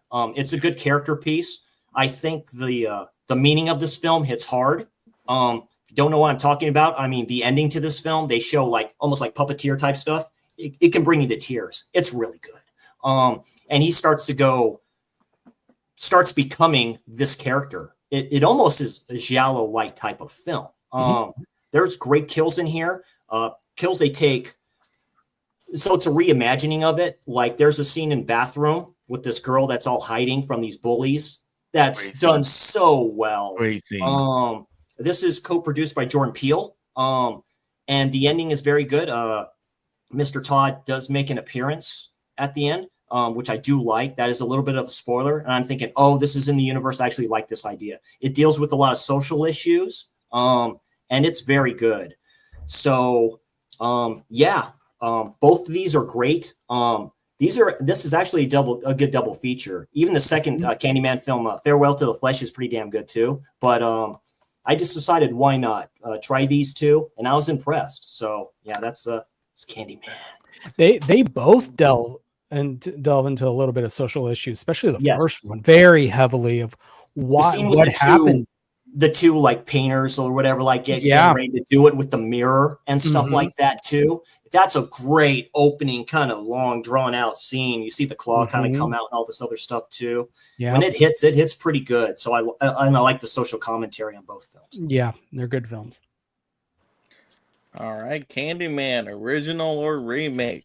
And Philip Glass's score is phenomenal. Glass, thank you. Yes, the original. It's like it's just like that. That's that song we hear, the do do do do do do do. That's it. You don't hear anything else. It's like, man. Yeah. All right, we're ready. Everybody got their answer. 1, 2, 3. Reveal.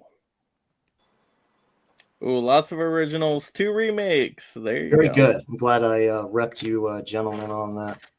Oh, I love the remake. Visually, the remake's very cool. Even the paint gallery scene, you got the mirrors and stuff. To me, it's terrifying. And I get it. It's like with everything, people complain about it. It's like, oh, whatever, like that. Just watch it, and it's really good. There's that one other dude and stuff like that. That's part of this whole scheme and stuff like that. That tells him the story and stuff like that. It says, yeah, he used to give him candy and stuff like that too. But it was what's in the candy that he was giving to the children and stuff like that, which was I voted original, but I got lots of love for the remake. It's a fantastic movie. Honestly, I think the social commentary is better in the remake. Specifically, that ending scene is very good. The original just edges it out just a bit for me, though. Yeah, of course. Yeah. So what is this? What type of movie is this? It's a slasher movie. Yeah, it's a slasher movie. It's paranormal. It's paranormal slasher, but it's a good it's a good horror film altogether. Like I say, Clive Barker is very good with doing that. It is a slasher, but there's a lot of meat on the bones that you can take on these films. They're more than just, Friday the 13th, you have a slasher guy running around. There's a little more to them with these ones. It's folktale. Yeah.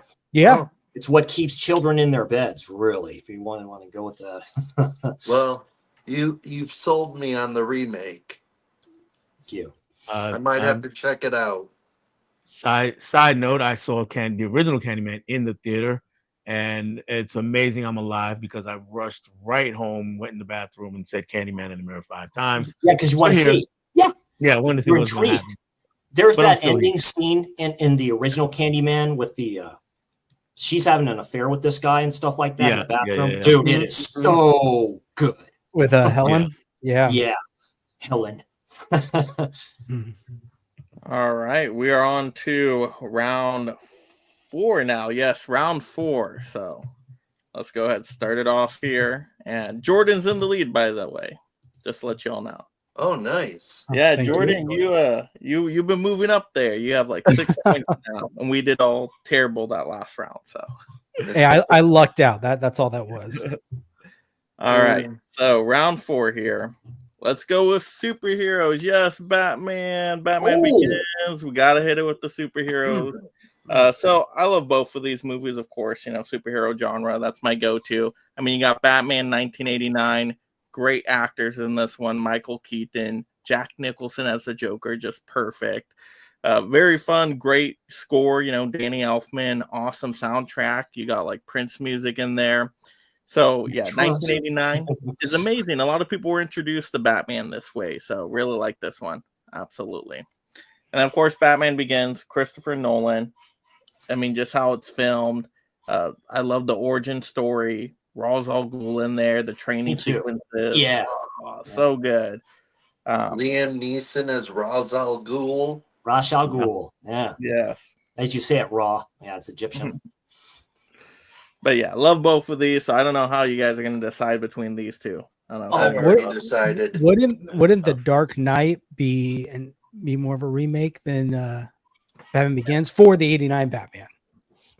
You could if you're just focusing on the Joker, but I love The Dark Knight. That's one of my favorite all-time comics. But then that would have been too easy because I would have gone The Dark Knight all day. Well, that's like a perfect film in my book. So it's pretty close. The Dark Knight is like next level stuff. I'll say this: I knew about Jack Nicholson. That film, like say '89, right? Or it's like one of the first big blockbusters to come at that time. Just when his girlfriend comes up to him, says, "You look great." He turns around. I didn't ask. I was like, "Holy shit!" Jack Palance is in there too. Plays his boss. Yeah, the one from Nolan. I do like that film too a lot. Christian Bale. I love Christian Bale as an actor. The dude's great. Very interesting take. Of course, Michael Caine as Alfred. Yeah. Gary Oldman, Commissioner. Come on. Yeah, Gary Oldman as Commissioner. Yeah. Yep. Mm-hmm. I think it's such a cool idea because at the time with Michael Keaton, he was the comedy, the jokester kind of comedy actor, and they put him as Bruce Wayne. Let's get nuts. Yeah. Yeah. Billy D. Williams as the mayor. So I remember. Yeah, I remember them. The hysteria everyone had when Michael Keaton was announced. Oh my God, not Mr. Mom. How is he going to be Batman? Yeah, right. And then it turned out, okay. Turned out really well. Yep. It's like you idiot. You created me. It's like no, you created me. All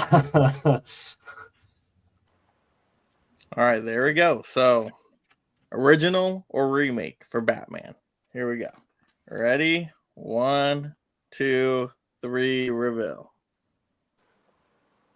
Ooh, I think that's very a good split right there. Split, yeah. 3 remakes, 3 originals. I'll take it. Yay, finally a split. Very nice. I did not know how you guys were going to vote on that one. So that honestly was a 50-50 for me. Yeah, definitely. It's the first. I do love the Nolan films. Like I said, I love The Dark Knight a lot.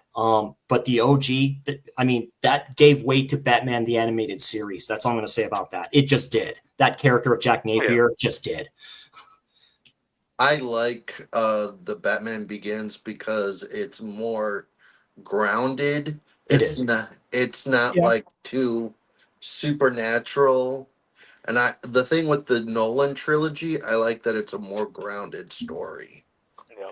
And on top of that, for me, on top of that, we get a section of Bruce Wayne's story that we've never seen before. We just, we've always told, well, he travels the world and he learns Yeah, what he that does, too. what he does. Yeah. Mhm. The whole thing with his father and stuff like that, telling him about the city, like your forefathers did this and all this other stuff too. I mean, so yeah, very good. I have a question. What do you guys think of Zack Snyder's Batman? The Batman character, not talking about the movie. The movie, people. I love Batman v Superman. Awesome. I think Ben Affleck is a great Bruce. Yeah, I think Ben's a great Batman. I think he's a great Bruce Wayne. He looks like Frank Miller's Batman. He did with the gray in his hair. Yeah. I wish we would have done a standalone. They could have given him the Dark Knight Returns movie as the brooding, hulking Batman. That'd have been great. I did not like. I would have loved to have seen that. I think he's a solid Bruce Wayne. And I'm not a fan of BVS, but I will say the fight in the warehouse scene, the Batman's warehouse fight. Yeah, they took that straight from Frank Miller, and Frank Miller doesn't like anything. So it's like. Oh, go ahead. I was just gonna say I did not like Ben Affleck as Batman because I think in one scene doesn't he use like a gun or something? Oh yeah, he tears through people. Yeah, he does. Movie, no doubt. Yeah, He doesn't hold back. Right, because one of the guys has somebody captive, and he's like, yeah, because that's how Frank Miller did the Dark Knight Returns. That's how he did it. He wasn't. That's where the inspiration. So that's why he's very just unrelenting. Yeah, there's a lot of carnage in the Snyderverse. I mean, come on, even with Superman, all those buildings falling off. Love it. Like, love it. All right, Jeff, you're up though. All right, so I'll take a break from the horror and everything for a little bit. We're gonna mess around with video game movies real quick. Let's go, Jeff. It's not very off. It's not very normal for a good video game movie to come out, but for it to also get a good remake as well. So we're gonna go with Mortal Kombat. Oh, you? Oh, did really? It. Oh, really? Okay. We spent the 90s growing up watching this, and it's good. The story's solid, all that, but there were so many characters they missed. And then the movie that they did give us with all the characters we wanted to see was garbage, Annihilation. It's not. That's not a terrible film. This one because we got the best of the best in this one, and it had all the good, like all the good CGI to actually show the fatalities. In this, we kind of got like a CGI dragon that didn't look so good, but it was the 90s. It's what we had. Yeah.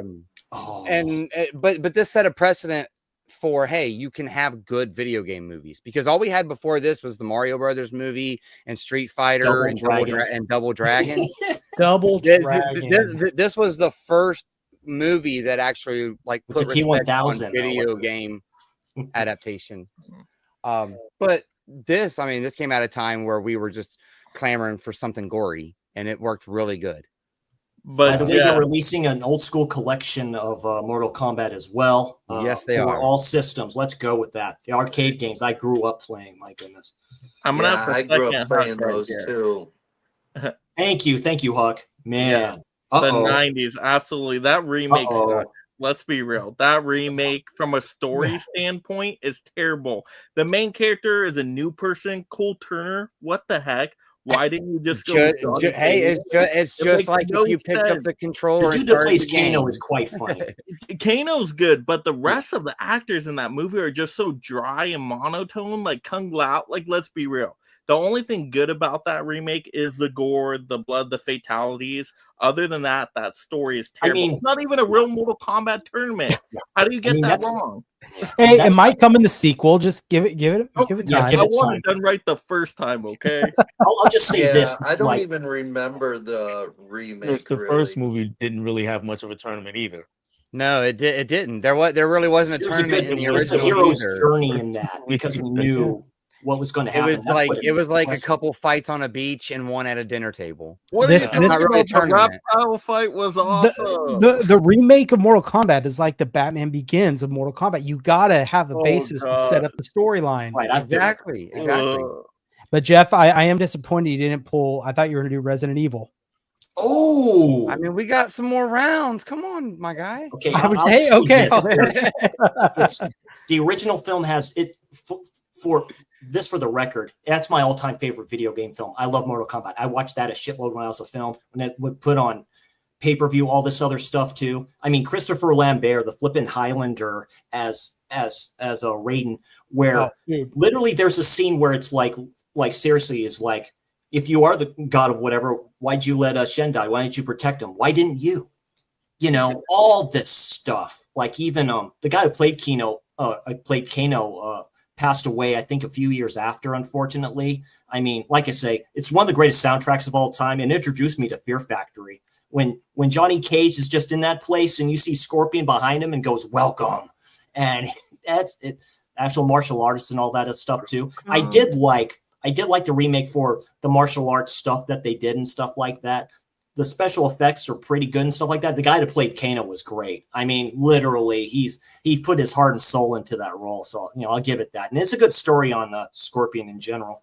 The only thing I like about the remake is the guy who plays in Shogun as the main guy. Yeah. I can't think of the actor's name right now, but Shogun's a great show. Yeah, but you know what actor I'm talking about. Yeah. I just can't think of his name because his name is too hard to pronounce. If you want to see a good Scorpion story, check out the animated. Yes. Awesome. Yeah. Scorpion's Revenge. So good. All right. So Mortal Kombat, original or remake? 1, 2, 3, reveal. Very sorry about that, Jeff. That was good. That was very good though. Prepping. That's why I love. Like that's why I respect you guys. I gotta show love to the remake. I did enjoy it. I had a good time with that movie.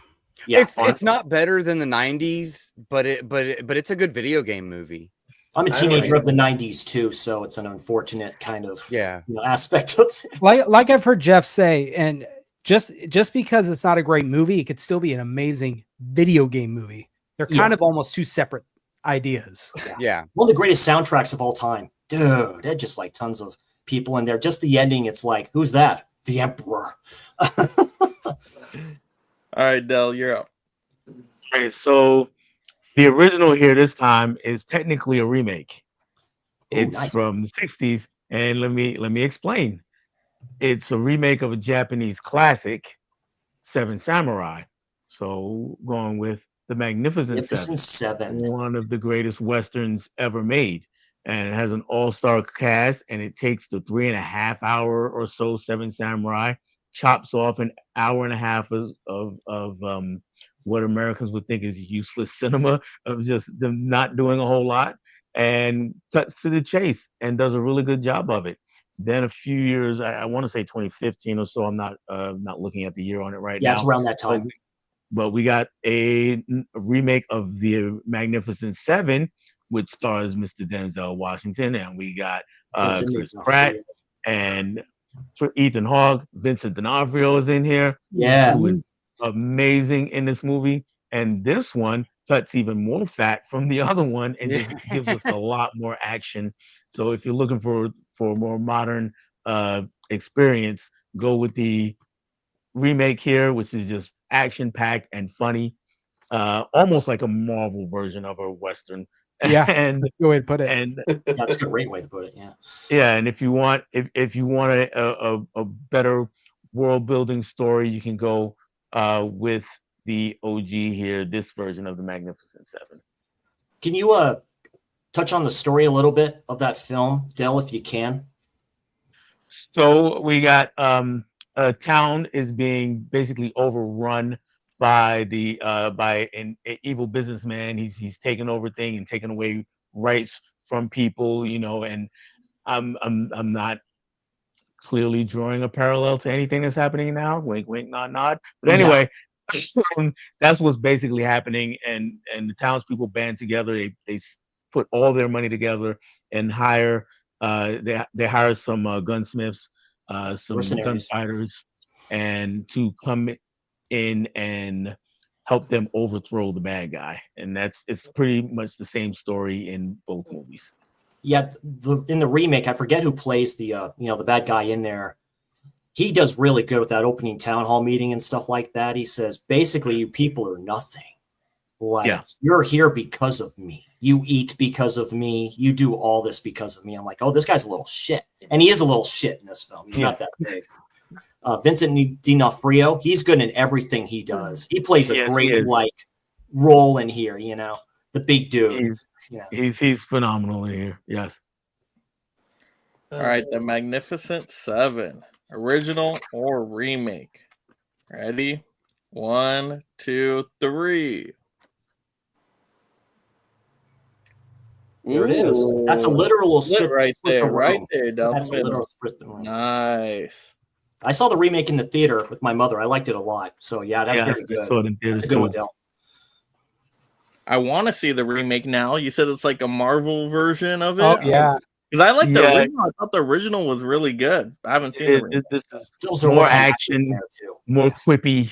You got more humor to it. It's been a while since I've seen it. I just remember Chris Pratt's whole thing with the playing cards.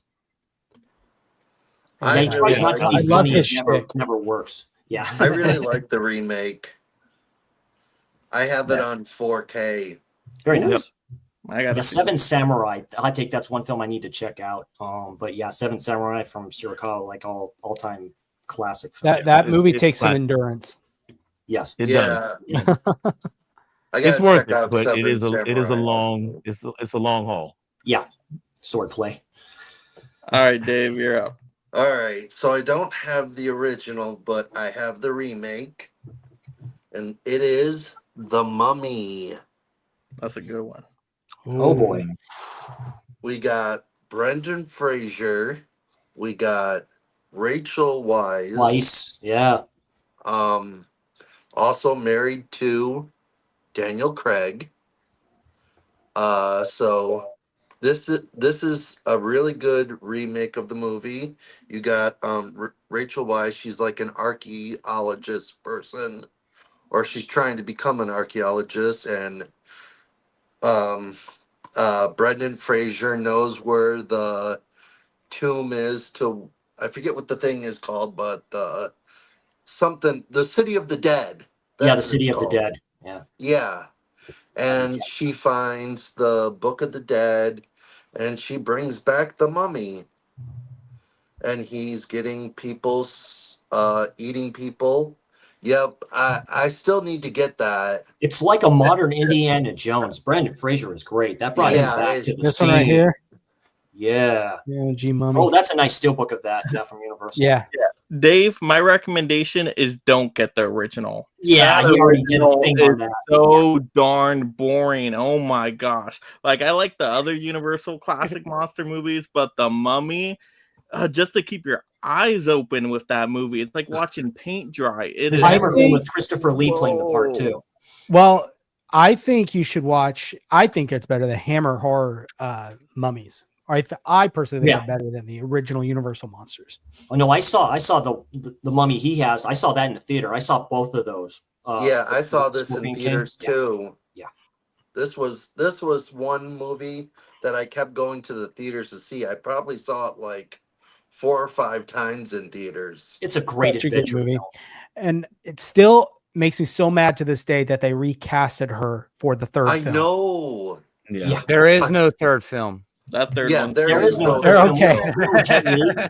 Dragon Emperor, whatever he called himself. Yeah. Yeah. And you know they want to do a 4th movie? I said, if they're going to do a 4th movie, they need to bring her back. If they brought her back, I would be down for that. I'd be excited to see him as Rick O'Connell again. Bring the Rock and back. they have to, and they have to get King? and they have to get her brother in the movie. I don't know the actor's name. He was in Last of Us, the first episode, as one of the scientists. Okay. Explaining how he thinks the virus would start spreading. Mm-hmm.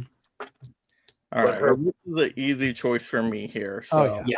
The Mummy remake or original. Ready? 1. Hold on. I got it right. Write it down.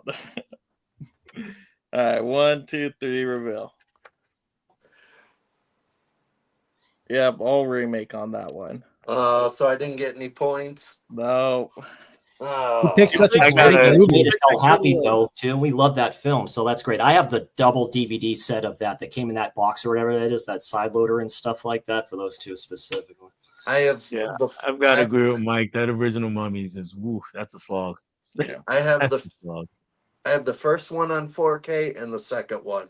I will not pick up the third one Or the one with Tom Cruise. or the one with Somewhere Tom around Cruise. here, I don't have like a that one. super feature with all three of those. So Nice. I had to. I'm stuck with it. So. The 2D side scroller game of the Mummy with Cruise is better than the film. Oh wow! Yeah.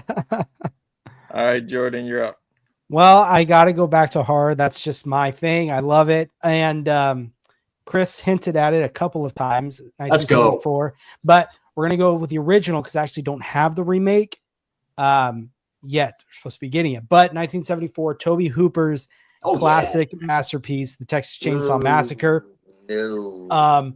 Such an amazing film. Gunnar Hansen. Fortunately, it's the only time he ever played Leatherface in the whole franchise.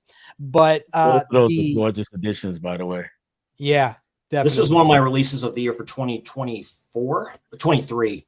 Yeah, Dark that State. slip cover with the eye, just iconic.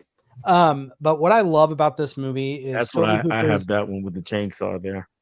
Toby Hooper's use of And no gore, I think, is incredible. He leaves it open to your imagination based on the gore. So they don't show really anything. I mean, there's a couple of things here and there, like the guy in the in the van at the very beginning, he cuts himself. Yeah, there's going to be some blood, but as a whole, the whole slashing him apart with the chainsaw doesn't really happen at all in the movie. Like I said, he basically what he does is he lets you peek in the door and then he'll shut it, very just like the scene and when slamming metal door, slamming the metal door.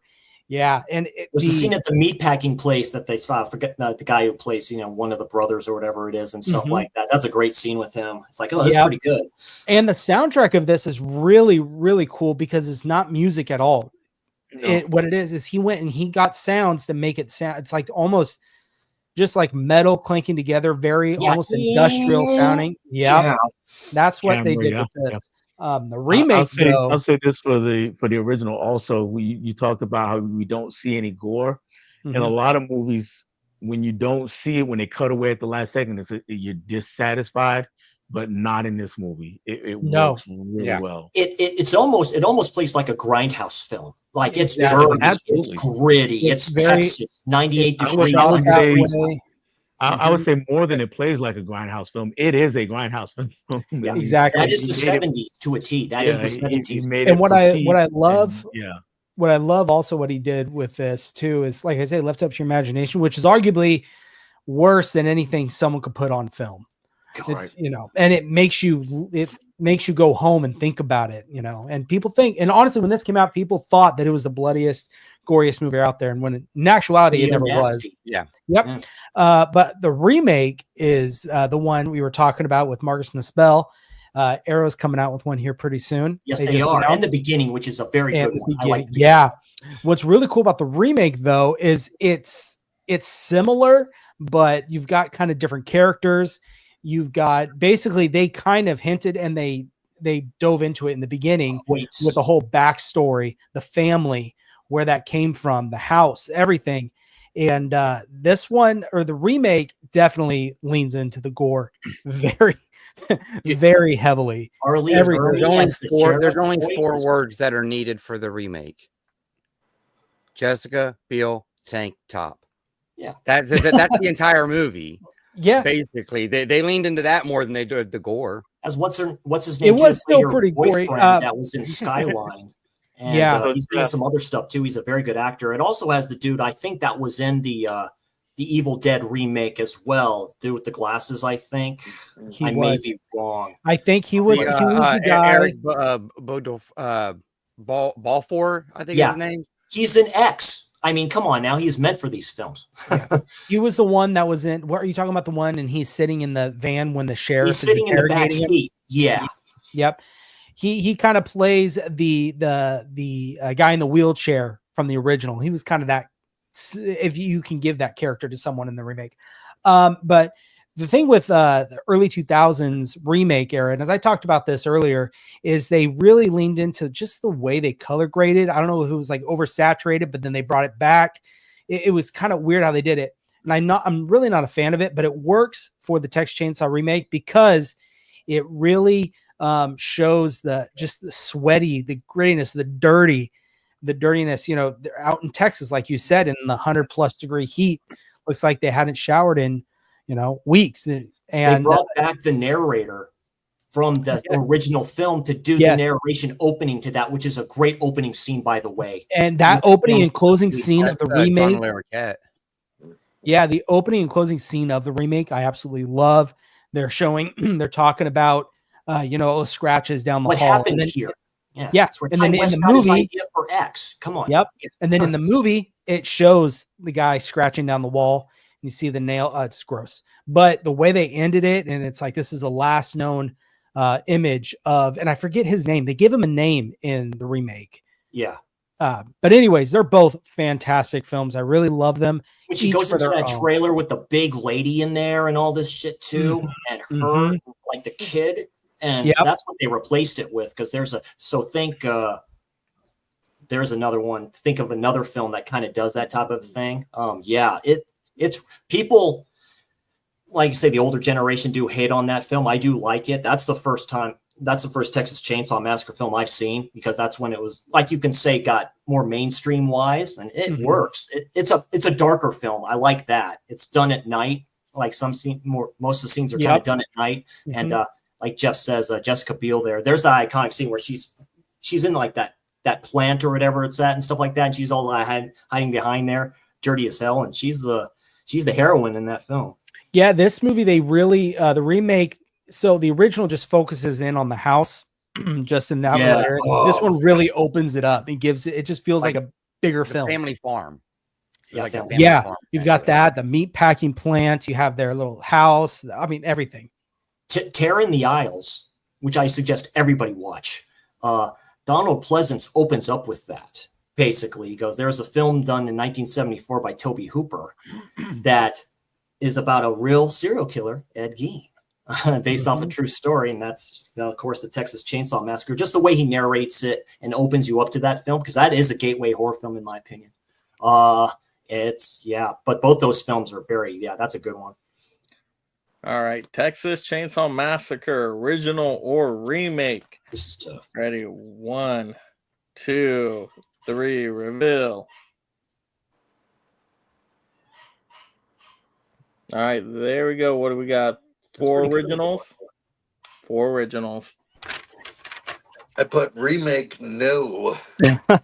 Just because it's really an all-timer for what it is, but like I say, the same director that did the Friday 13th remake. How crazy is that? So what difference is that? Is that because that's at the tail end? Texas Chainsaw Massacre remake is done towards the tail end of the 2010s. No. It was. I think it's like 2003.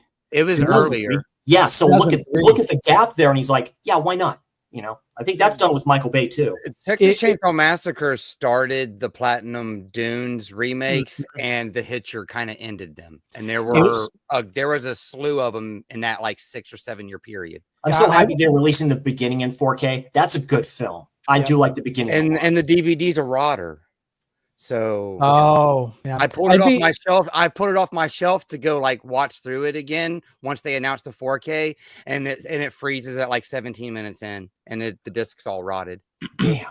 I'd be interested to see Marcus Nispel if he was ever able to tackle Michael Myers Halloween. Ooh, that would have been interesting to see. Jeff, side question.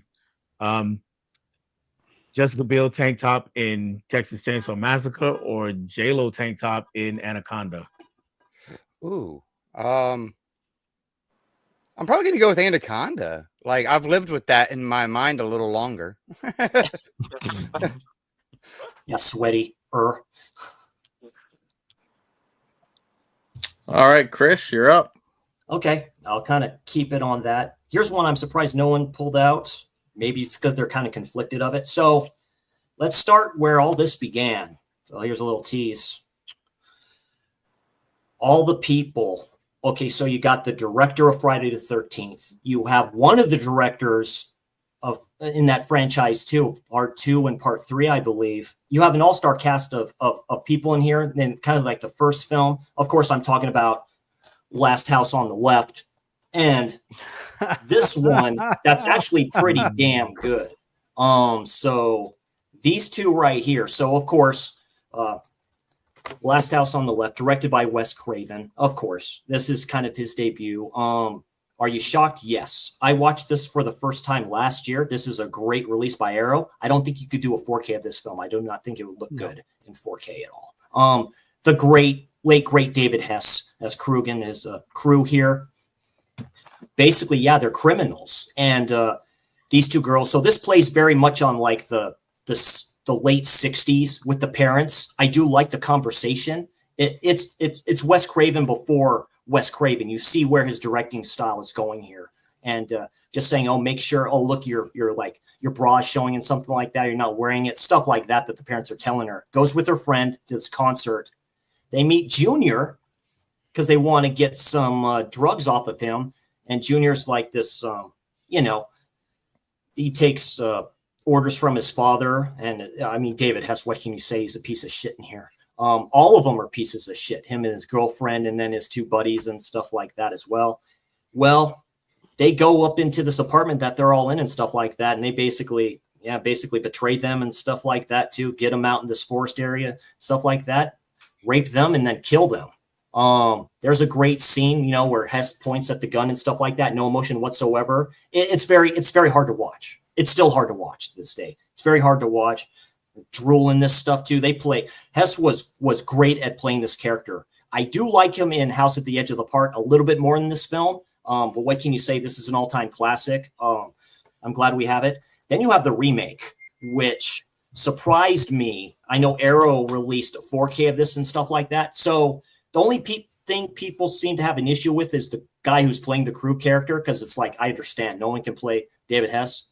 There is something that they took out that they didn't put in the original one, which involves the daughter. That's all I'm going to say. But it works the same way. They just break out of prison and, they kill the security guard. They kill the dude that's escorting them and stuff like that too. So they need to find this place to get away. They find this house. They find these girls. Same things. They rape and kill one of them.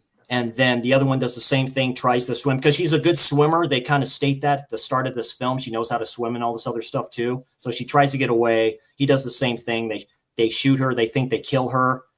And then she ends up going back to the house. And I forget the actor and actress that play her parents, but they do a very good job. So it's more, I think, of a focused study on them. Of course, the criminals come there to stay with them. They don't know what's going on. They have no idea until she basically washes up on shore. It's like a boathouse. And then they realize kind of what's going on. And that's when it's a slow burn here, but it's so worth it. Great cast of characters in here. Is it Aaron Paul that's in here? I think. Stuff like that. He's in there. Yeah. Yeah. You can kind of see him here and stuff like that. It's very good. And of course, the chick that plays the girlfriend in here plays a good part. Good kills in here, specifically the ending kill in this, and involves a microwave. I like this remake a lot. This is probably one of the best remakes that's ever been done. Other films, of course, will come to mind, I'm sure, maybe. So I highly rep both these films, but to tell you the truth, if you haven't seen this film before, I'd watch this one first and then go to this one, because this one's very grindhouse as well. There's comedy elements in this one, the full uncut version, I don't like. But that's Wes Craven. I love Wes Craven. May long rest in peace. Great director, of course. But he puts certain elements, comedy elements in his films, that I don't think belong there, and it can kind of bring the film down. All-time great. Like I said, if you can get the 4K of the remake here, I would get it. I've heard good things about it. But yeah, Last House on the Left, an all-timer. I've been wanting to get the 4K of the remake, but I just keep putting it off because I'm like, do I really want it? It's a tough watch. It shocked me when I saw it. I'm like, oh my! I would argue the remake is a little more. They're more, and it's hard to say. They're more mean because they're both the subject matter ridiculous, but they are.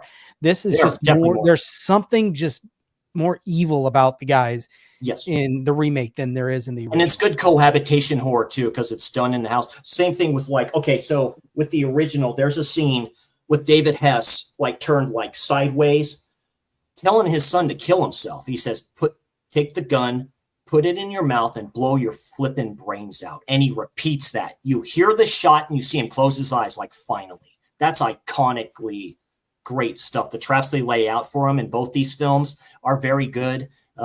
Mr. Paul, there's a scene that involves, of course, the garbage disposal and stuff like that with the wife, who's very, very hot in this film, tries seducing him and doing all this stuff too. It's very good. How much is Aaron Paul in the remake? He's in there for a good amount of time towards the end. Okay, good. I love him as an actor. He plays a good person in here, a good evil bastard in here, basically. So he's good at playing those. Because that would be the reason I'd want to watch it. Yeah.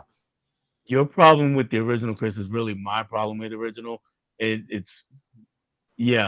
Wes Craven, I think later on in his career would better integrate the comedy into. Yeah. I think it peaks with Scream, but here it's like everything stops to get the jokes in, and then we try to go back to the horror. Yeah, with the two police officers finally getting there and stuff. The way they, and I recognized the younger one. I'm like going, oh damn, he was young in this one too, and stuff like that. When they finally get there, that's when the stuff hits the fan. Wise. Then one scene involves glue. There's a good fight between Hess and the dad. And it's like, yeah, it's crazy. That's a great release you have there, Jordan, of that film. Yeah. Another great, and I would argue it's kind of a remake. I don't have it up. It's up there. It's an Italian film, Night Train Murders. Oh, I love Night Train Murders. Aldo Lado. Yeah. Yep. Very, very Last House on the Left. Christmas film. Takes place on a train. But very same kind of revenge film. That's more brutal, I think, than yeah, for sure. Yeah. So anyway, sorry. All right, Last House on the Left, remake or original? Ready? 1, 2, 3. Ooh, all remake on that one. It happens, yeah. Yep. But yeah. I'm glad I was happy to at least rep the remake there. So. Well, I've never seen either one, and you sold me on the remake. Excellent. So. Oh my gosh, yeah, it's jaw dropping. I'm like, very good though. It's a hard watch for sure. Yeah, you sold me on the remake. Good. All right, awesome. Yeah, I was just looking at the scores here as we get into the last round. So look at the score recap here. I think Dell is in the lead there with 8 points. That's pretty good. Nice. Yeah, there you go. Jordan's doing really good there. Actually, Jordan has 8 too, right? Ooh, both in the tied. Lead. Wow. Yep. And then, Jeff doing pretty good as well. 7. I believe I have 7 as well. Chris with the 5. Dave with 3 there. Yep. Yep. As we go into a last round here, round 5, unless we get to overtime. But yes. Okay. So round 5. Oh, tough to decide, but let's go. I'm going to go superhero again. Why not? So let's go with now Superman. Yes, Man of Steel. Oh, yeah. Go with it. Yeah.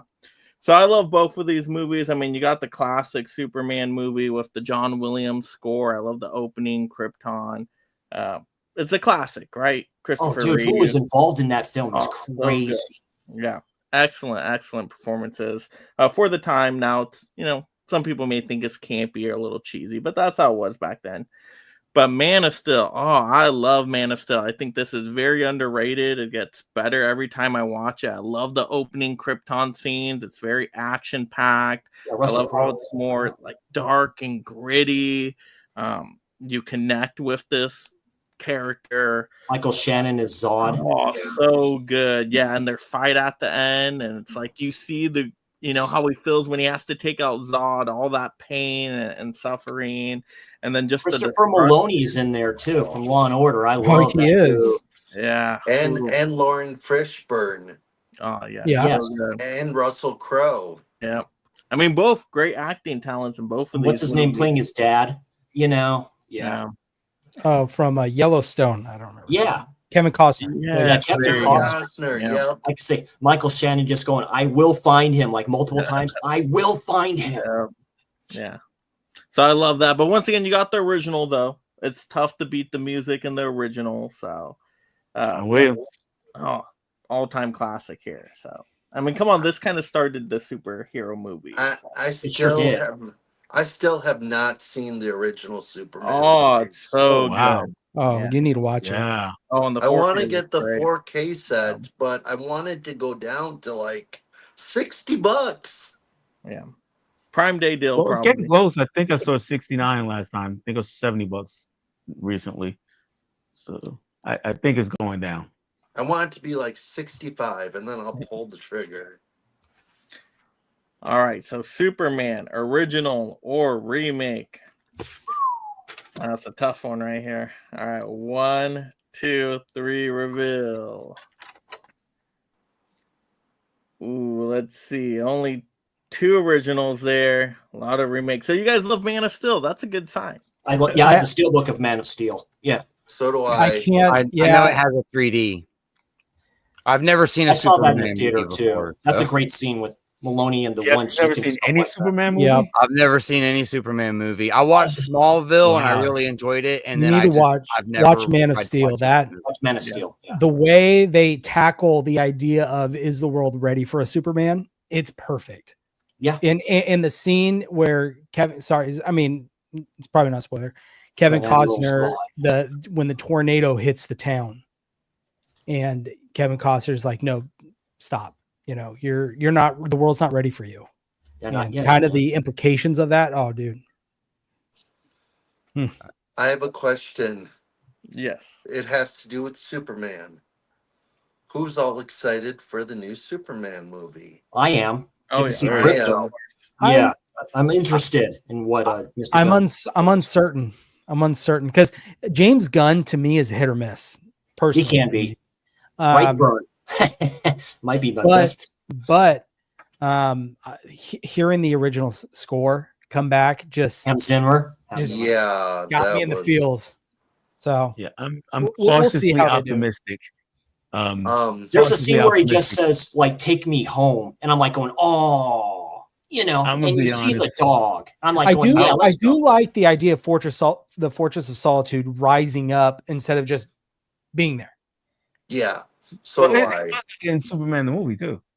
Yeah, What's that? it's all Goes crystallized and stuff there. I and always it like that all too. rises from the up. film. Okay. For the new one, I was really excited when the trailer first started. I'm gonna be honest. When the dog showed up, when Crypto showed up, I was like, "Oh no, we're Yeah, gonna make Crypto. You need the dog though. Well, let's see. Hopefully I'm wrong. Here's Metallica's my in there, thing. so it looks to be a Superman All Stars. That's what it looks like. I just hope he Mhm. doesn't throw so many characters and superheroes into it that it just kind of clouds the Superman story. That we're not going to get enough time of building that Superman. Yeah. Stephen Holt's playing Lex Luthor, right?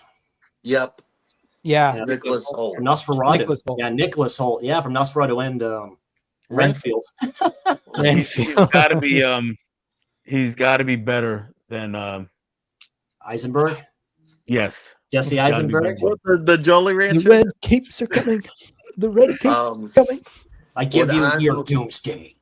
What I'm looking forward to in Superman, the new one, I've heard at the end of the movie. Oh, no spoilers, Dave. Please Don't don't say do that. nothing. Well, we already know Nothing. this movie. No, I don't know nothing. I have not been paying Yeah, attention. I'm with Me Mike. I neither. don't want to know anything. Yeah, I Jeff, just seen the Jeff, trailer. what do you got? Okay, so how do you make a good remake? You get everybody that was involved with the original to come back. Oh, And you just change up the roles in which they did things. You kind of give somebody that's never got to direct before a way to direct. You get somebody that's never really wrote to screenwrite. And we're going to talk about Night of the Living Dead. yeah. You had Tom nice. Savini. You had Tom Savini, who had never really directed a movie before. He was I like that same DVD. he did all the makeup for horror movies all throughout the 80s. He got to do his directorial debut, and they still Tony brought Todd's in back that too. John Russo and George Romero to get their official credits on this movie because they didn't credit themselves correctly in the original. So they never got really, they don't make any money off of it, which is why it's like public domain. That's crazy. But, you know, you can't deny that this is like a classic for a reason. So, like, it's always hard for me to choose which one I want to watch. And then, you know, we've talked about him several times tonight, Tony Todd. That's just another winning factor for, you know, a good remake. And it took every good thing about the original and just brought it to color without that really nasty colorized version of this movie. Yeah. And it updated everything that needed to be updated for the film. But then some may say that this film never needed updated because it was perfect the way that it was. So it's kind of like, you know, you can have your cake and you can have your ice cream too. So doesn't the remake involve, was it like a meteor or something like that? That falls down? Yeah. They give a little bit more backstory as to what. Yeah, really it's a happened. different You story. don't get any I like backstory that. in the original. In the original, there's just zombies walking Coming around. to get you, Barbara. Yeah. They don't even call them zombies in the original, right? Like They don't. They zombies don't. weren't a thing yet. So No, Night of the Living not in Dead, that way. basically. Yeah. all right. So Night of the Living Dead, original or remake? 1, 2, 3, reveal. Ooh, one remake there. It's because I haven't seen it. I'll say this about the original. There's the one scene with the couple when I think he's in the car first and stuff like that too, or they're kind of trapped in that car trying to start it. It's really good. Of course, it's the mother and her daughter. Man, it's all about the characters, right? Of course, who's going to fear the living, right? Like all out for themselves, and then you just have this dude that, of course, at the end, we all know how the ending's not. He's like, I'm not one of them, whatever like that. They just come in and just take everybody out. Well, George, you were talking about social commentary, Candyman. George A. Romero was big. He did a lot of that. Even like Dawn of the Dead is consumerism. And then you even have it's huge consumerism. The biker gang is another idea of, we're worse than zombies kind of a thing, so. That's where Cunningham got Savini from. You see that thing where he takes the hatchet to one of the dudes or whatever it is and stuff like that. I'm like, yeah. Yeah. All right, Del. All right, I got about 3 or 4 different things laying around here, and I've been trying to decide. I think I finally came up with something.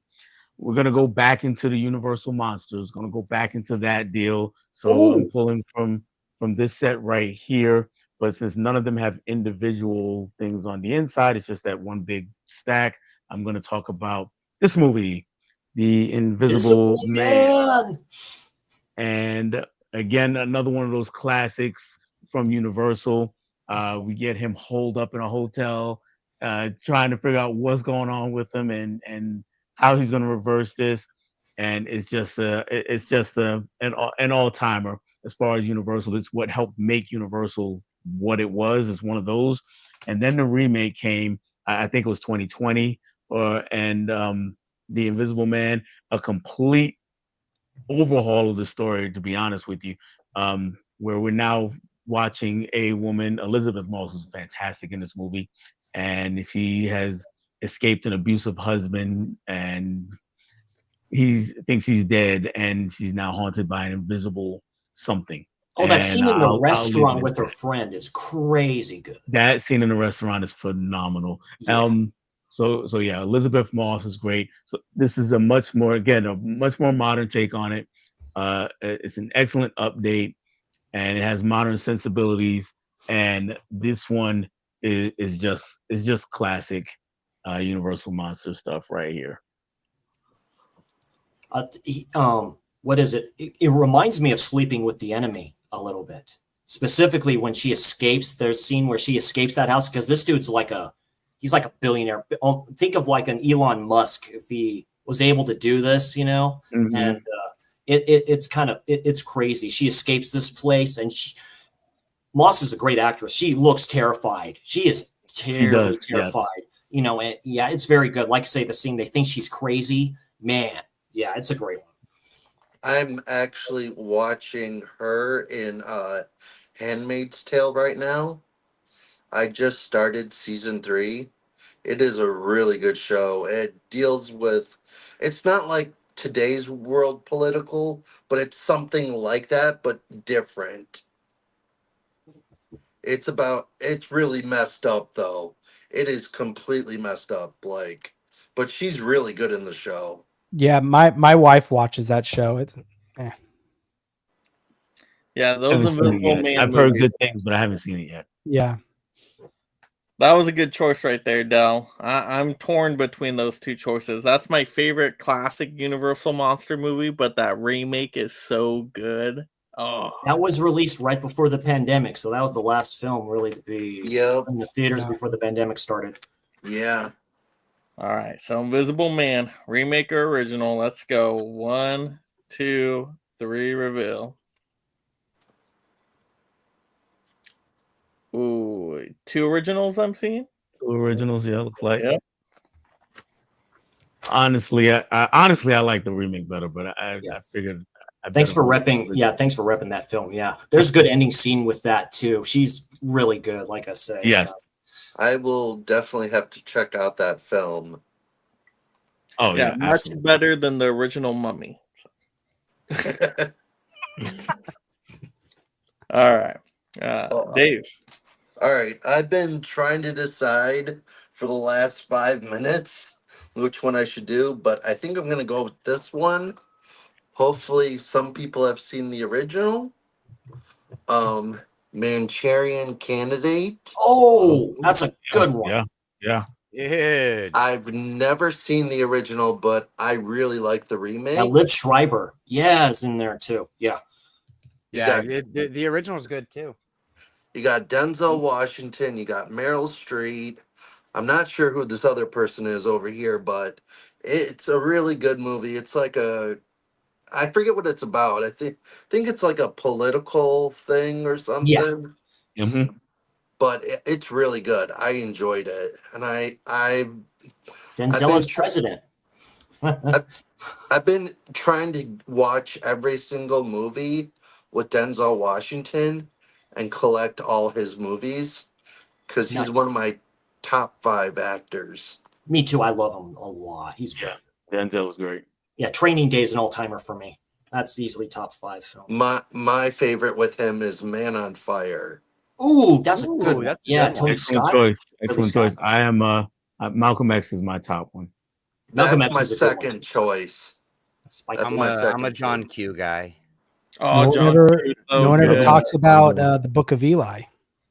Oh, I That's didn't a know great The Book he of was in Eli that. reminds me of a graphic novel that's been done in the Mhm. past like that. Yeah, he's really good in that. I didn't know he was in that. Now I got to add that to my list. Oh yeah, he's the main guy. He's excellent in that. The Little Things, that one he did with Jared Leto, which I think is his best performance, is pretty good Little too. things. Underrated movie. Yes, a lot of Yeah. people have forgotten about it.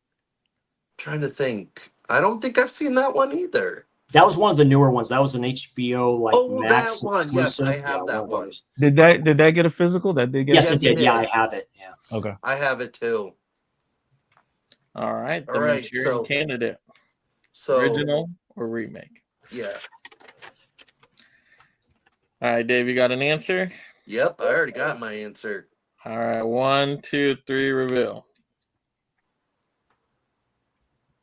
Couple originals. There Very we go. nice. Jordan, who does the original have starring in it? I forget his name.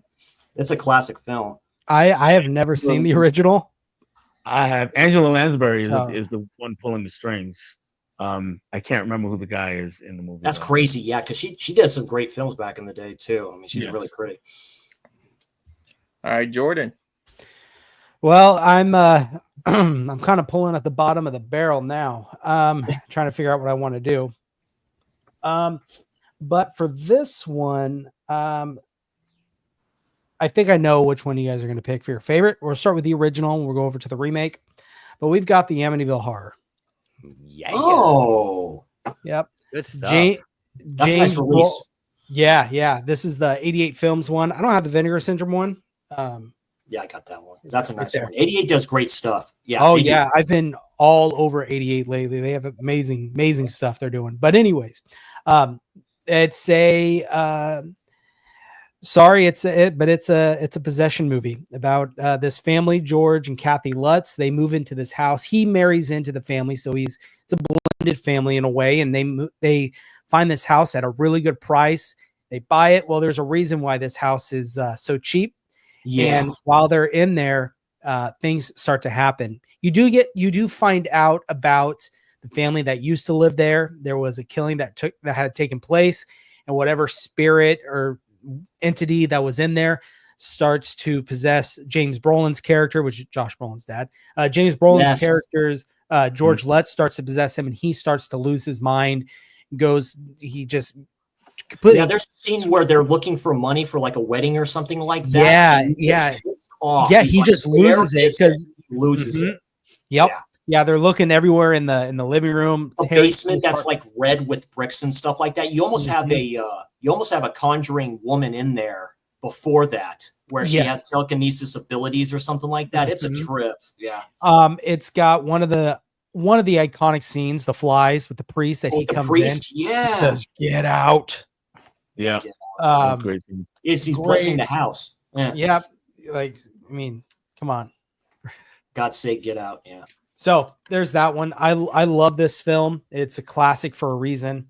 Of course, the other one I want to talk about is the remake. This is this actually has what's his name? Ryan Reynolds. Ryan Reynolds, Deadpool himself, plays George Lutz in this movie.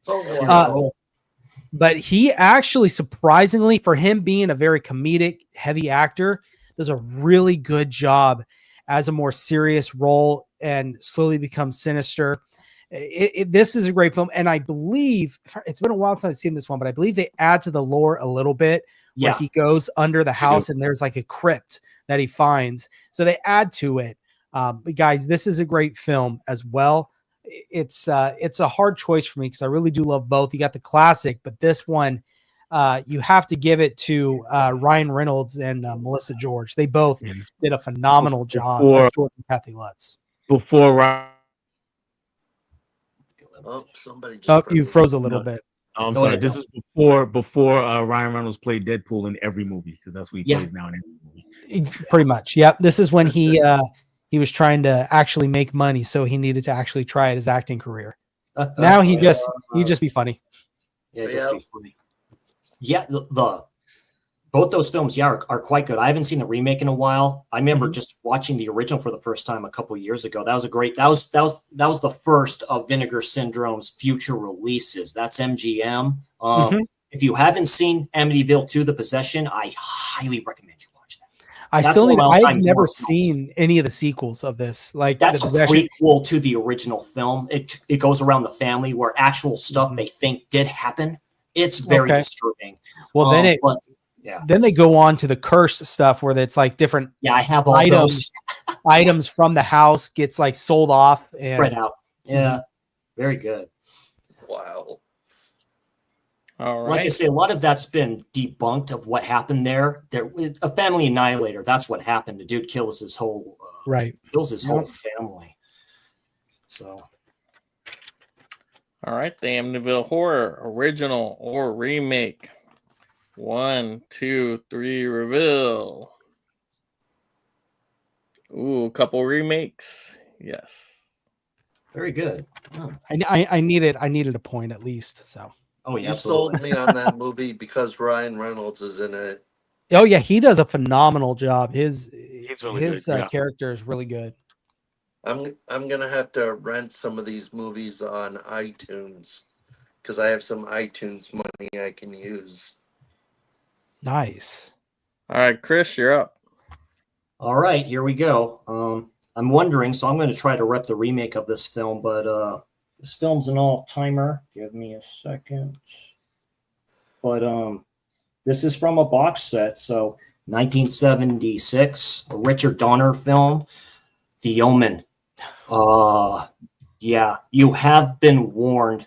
So, Gregory Peck, coming off of I think he was in a bad place. I think his son just recently passed away. And he's a great actor too. If you haven't seen the Gunfighter, definitely check that out. Yep, I have that box set, Del. It's a great set. Oh yeah. You can still get that, I think, but basically, They play diplomats, and they happen to be in Italy and stuff like that, and they adopt this child, name him Damien. Then a lot of shit happens in here. People start getting killed off.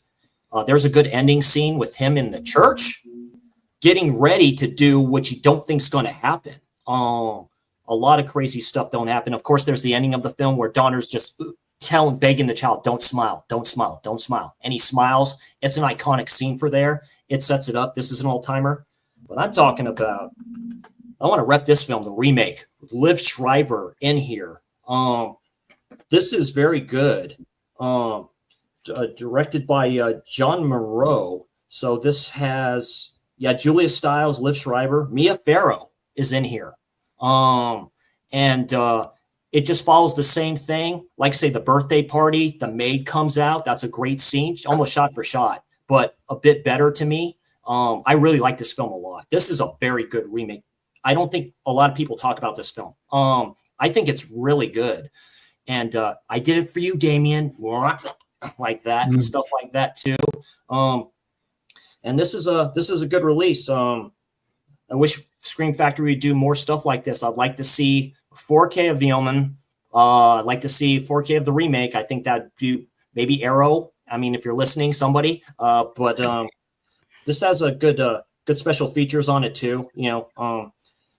Audio commentary with director John Moore, which I've watched with this movie playing. You know what I mean? I like doing that. Hearing these directors' point of view and stuff like that. Julia Stiles has always been a great actress in here, and this is a good one. And this film is terrifying. The guy who played the kid that plays Damien does a great job. You see of course the Rottweiler next to him. I think those movies are owned by Disney. Yeah, 20th Century Fox. Yeah. Yep. It's crazy to me. Richard Donner went from The Omen to Superman the movie. Isn't that nuts? What a director. Yeah. He's a very good director. Yeah, I was listening to that podcast talked by Roe. They actually had Quentin Tarantino on there, and Quentin Tarantino is a big horror guy, which is crazy to me. His films, really are kind of a mesh of all types of genres, right? But he was talking about how at the time, this was a big thing in the 70s where they would take old actors from the 50s and the 60s, like Gregory Peck, and put them, they're trying to, like you said, reinvigorate their careers. And that's where Brian De Palma, he blames his movie Carrie. The reason why he didn't think it did so well is because he didn't have that famed actor for even his with films. The remake with Mia Farrow. I mean, come on. I mean, I remember looking at that, I'm like going, oh, damn. It's really good. So nod to that's why I like remakes like this, because they give a nod to the original and to the people that came before it. I really like that idea. Yeah. This isn't shot for shot. This is done very well. I do like this one a lot. Have any of you De guys Palma, seen it didn't help that Stephen King hated his movie, so. Of course. Have you guys seen the first Omen? Yeah, I have it. That was okay. I have it. I haven't seen it though. I haven't seen it either. The one movie I watched was Immaculate. Oh my God, that movie disturbed me. I love Immaculate. Immaculate is movie. better than the first Omen, in my opinion. Sydney Sweeney, my goodness. I agree. Well, that's for another live stream. Yes, absolutely. But you didn't talk about the window pane scene in The Omen. Yeah, it goes womp like that. You see the head like roll on it, which was that's like a shot for that. They're like, oh, that actually works, and stuff like that too. Yeah. That's an iconic kill. Yeah. Oh yeah. Like I said, the dog always there. The Omen 2 is pretty damn good too. That's disturbing. I like the one with Sam Neill. Oh, the third one. That's when he's a senator. Yeah. He basically takes on the role completely at that point. Yeah. There's that. There's a TV film. There's 2, I think. But there is. All right. The Omen. Original or remake? 1, 2, 3, reveal. Ooh, one remake in there. Appreciate that, Jeff. Thank you. Well, I've not seen either one, so the remake sounds fun. I need to watch it. I've never seen it. It's Liv Schreiber. He's a good actor. So he was Sabretooth in Wolverine Origins and stuff like that. He was also in Defiance with Daniel Craig. So he's done some good films. He's also in some HBO series or something like that. I forget the name of it. He was just the other day I saw it. I can't remember what it was. All right, so the game is not over because we're in the overtime with Dell and Jordan. So that's why they are facing off right now. Just them. Oh, so, just them.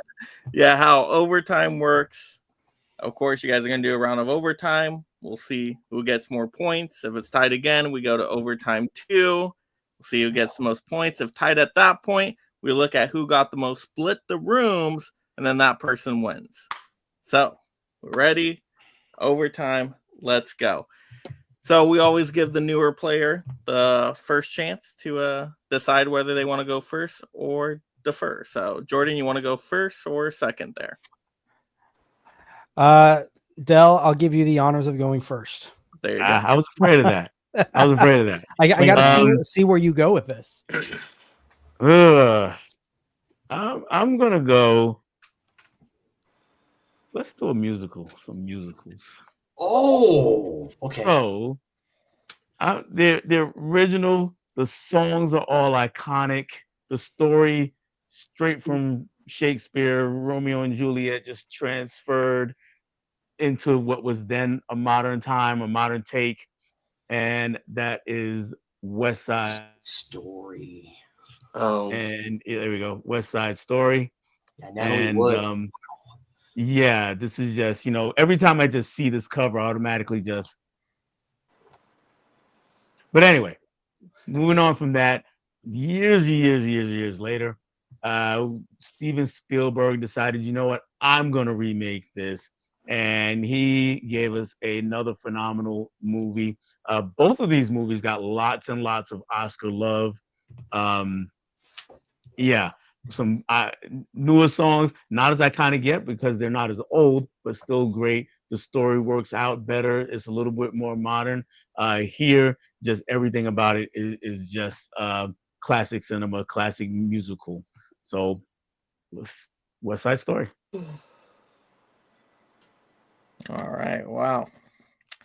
I wasn't expecting that, Dell. Pulling out the musicals right here. I don't know if I can top that. All right. So West Side Story. Everybody got an answer here? Oh, yeah. All right. Original or remake? 1, 2, 3, reveal. Ooh, that's a split right there. Nice. 3 originals, 3 remakes. Very good. Forgot that was Natalie Wood. That's kind of haunting a little bit, thinking about that situation with her. She was very beautiful in that film. I do. That's probably my favorite musical there, Dell. Very good. It's really good. Yeah, I'm not a big fan of that musical. No, it's so good. I thought Spielberg did a great job with the remake. I like the modern version of Phantom of the Opera, the one that came out in the 2000s. Oh yeah, that one is really good. Yeah, Gerard Butler. Yeah. No, I haven't seen that one. Actually, I saw a different version. And then there's a few other musicals I like. But back to the game. Jordan, have you made your choice over there? I know you're looking around. I have one here. I don't know if I want to play it, but I think I'm going to have to because just from sitting here, I don't see anything, or at least that I'm comfortable enough to be able to try and play it. But we're going to go with this. Here we go.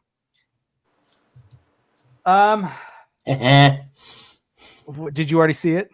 I saw it. Go ahead. We'll start with this one. Rob Zombie's Halloween. Yeah. This does get some hate, I will say.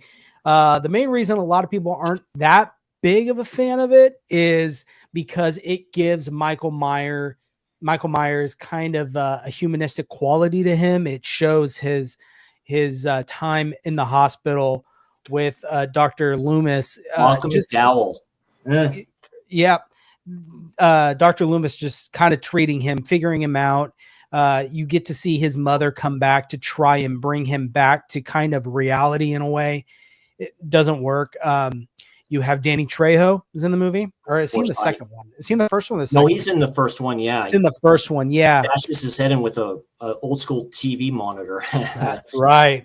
One thing I do like is I like Rob Zombie. I like his movies. I do too. He's a great director.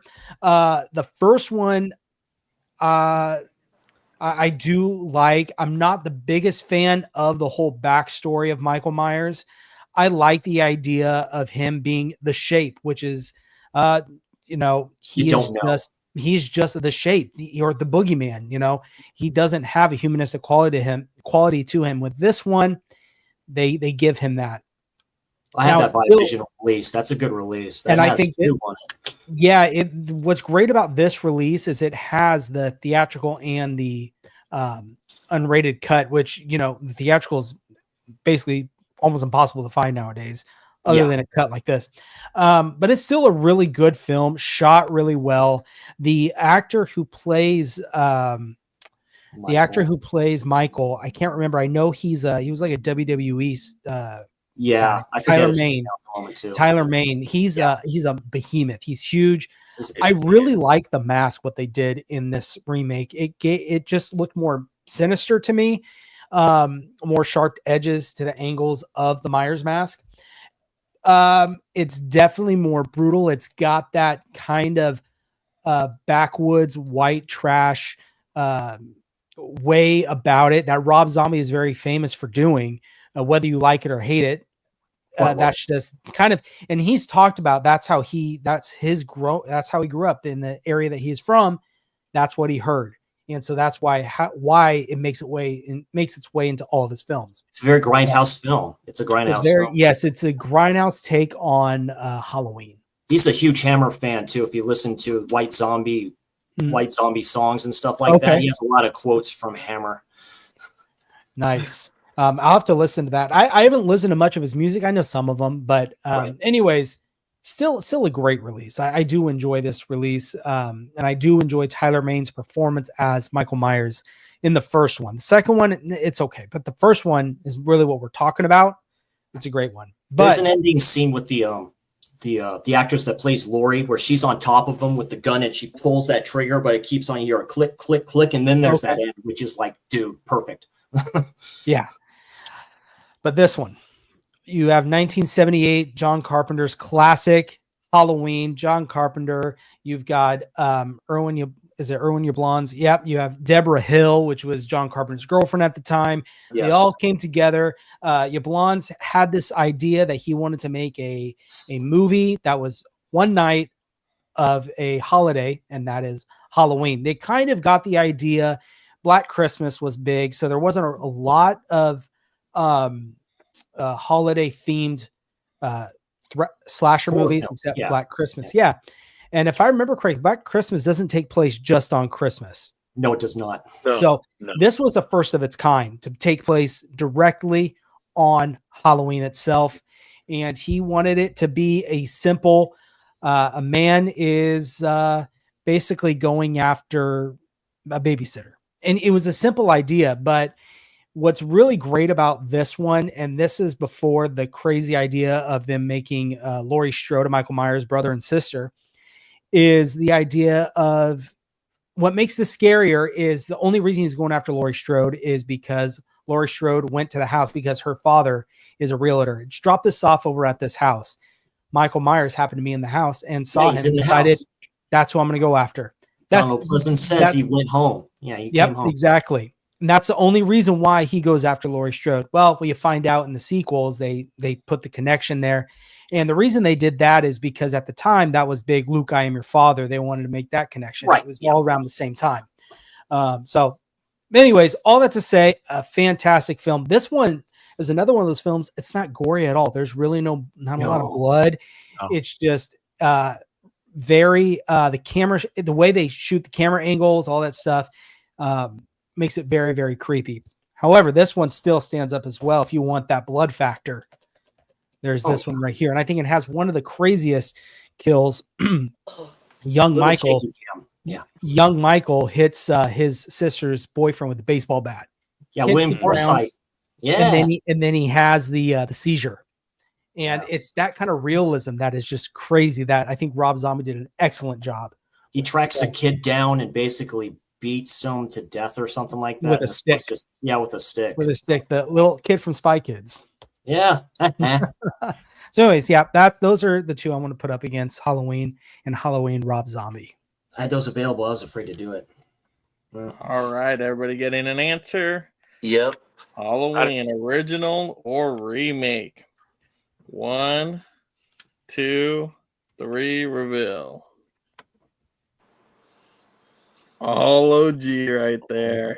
Very good. Yeah, there was. That's a all I good had. one, though. It can be That is conflicting. good one. I tell you, what a way to end the game with Halloween. Yeah. Oh yeah. Oh yeah. Very good. Good job, everybody. I'll show you the score so you know I'm not cooking the books over here or anything. But here you guys go. So Dell with the 13. Yay. That's pretty cool. So Very good. job on splitting right there. 13. Let's go. I know. Right. Lucky Friday the 13th coming up. That's right. Yep, Let's there go. you Let's go. But excellent. Great job, everybody, today. So, yeah, good game. I'll get you that digital trophy later, Dell. But, yeah, this was super fun. So, now you guys got a bunch of good originals and remakes to watch out there, audience, if you haven't yet. But I'll give everybody a chance to go around real quick, let the audience know if you got anything upcoming, where to find you, all that good stuff. So, Dell, the winner, what do you got to say to the audience? First, I want to say this is my first win of all the games I've been on all the streams. This is my very first win, so I want to thank all the little people for making this possible. Just kidding, but thank you to my host Mega Mike. Good seeing you again. Baby's good. Thumbs up. Yes. Cool. As for me, as for my channel, Del on Movies, I talk movies.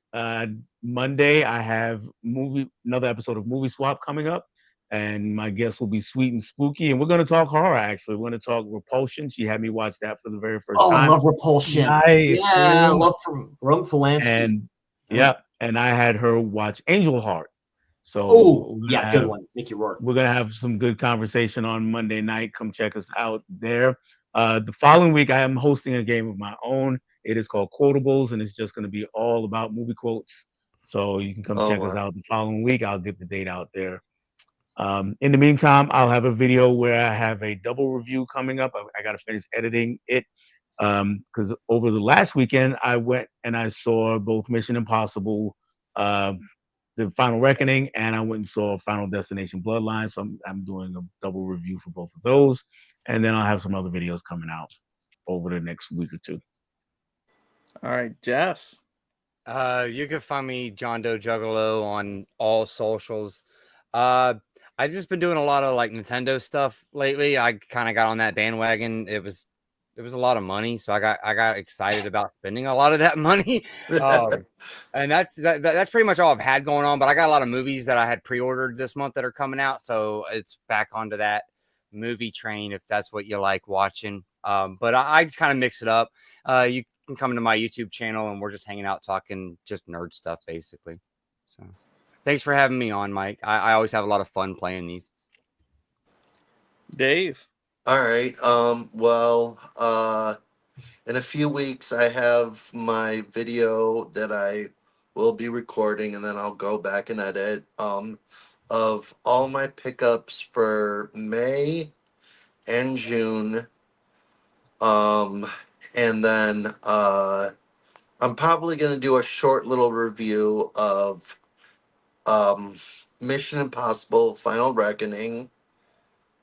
And then I just saw Ballerina a few nights on Wednesday. So I'm going to put out a review for that. Maybe with the Mission Impossible one. Awesome. And then... George? Oh, no. What was that, Dave? And then next month, I have like 10 titles coming out for me. Nice. 10 pre-orders. All right, Jordan, you put up a good fight tonight. Oh, I tried. Didn't come away, not limping, but I made it. No, you can find me Instagram, YouTube, Twitter, the Movie Den. We just talk movies. That's physical media, movies. What else? I lean into more horror. I think it's kind of obvious, as you guys saw, but I delve into other things. Like I need to do my review of For a Few Dollars More, the new era release that came out. So I gotta watch that, get that out. But yeah, you could check me and a bunch of my buddies out on Monday nights. Usually we do a segment called Monday Night Scaries, where we just talk about our pickups for the week, upcoming releases, and kind of what the landscape looks like for physical media and movies. And usually with an emphasis on the horror genre as well. And then I also have another series in the works with a couple of my buddies. We're still working on the kind of the ins and outs of it, but essentially it's the idea we're going to go year by year, going through the significant horror movies that came out each year, starting in the 70s, and we're going to make our way through. That's kind of the broad scope of that. It's very early in the works, but be on the lookout for that. That'll hopefully come out within the next few weeks. And yeah, just trying to have a good time. Thank you, Mike, for having me on again. It's always fun. Always enjoy hanging out and getting into some shenanigans with you guys. So lots of fun. Absolutely. And then Chris, first time on the channel. Well, thank you again, Mike, for having me on. This was great fun. It's very cool. It kind of makes me smarter a little bit. I'm Chris C. I am the slasher nerd. You can find me, like say here on YouTube. You can find me on Instagram. Find me on Facebook, and I'm under Letterboxd. Just type in Chris C. Hopefully that should pop up. Same profile picture that you see. So next up, Slasher Saturday. Going to be talking about The Forest. That was a double billing kind of with another film that I did for Slasher Saturday. Don't go into the woods alone, which is a fun one there too. Future Slash Along, probably on the 13th, Friday 13th remake. So I'm happy that we all talked about that bad boy. That's very good. Also, Giallo Wednesday. So I'll pick one Giallo out, probably one of the Forgotten Gialli box sets. I do love that. And yeah, if you like freaky, if you like geeky, if you like Giallo, I am the slasher nerd.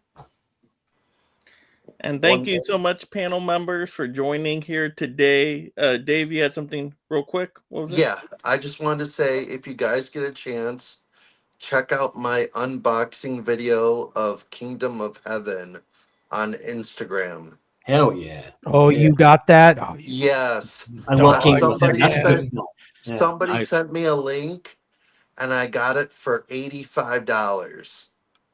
And now on eBay, it's going for like $250 to $300. Yeah, it's ridiculous. Yeah, that's above my price. I'm gonna wait till the $20. I'm gonna have to just. I'm gonna go find the VHS. That's cool to out. do in 2025. Trust the process.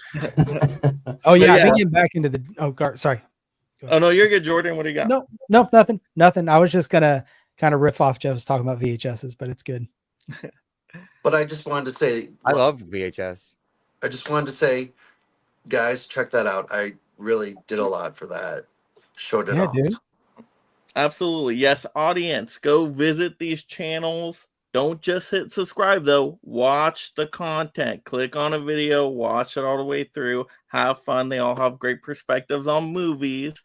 So, yeah, if you want to learn more about film, you got to check everybody out, of course. And then if you want to join a future live stream, maybe you want to play Split the Room and you haven't been on the channel before, hit me up on Instagram. Everybody's welcome. The only requirement is you like movies. You like movies? Get on here. Simple as that. Yeah. So that's it for me. Have a good night, everybody. Slash that. Not another peep. Time to go to sleep.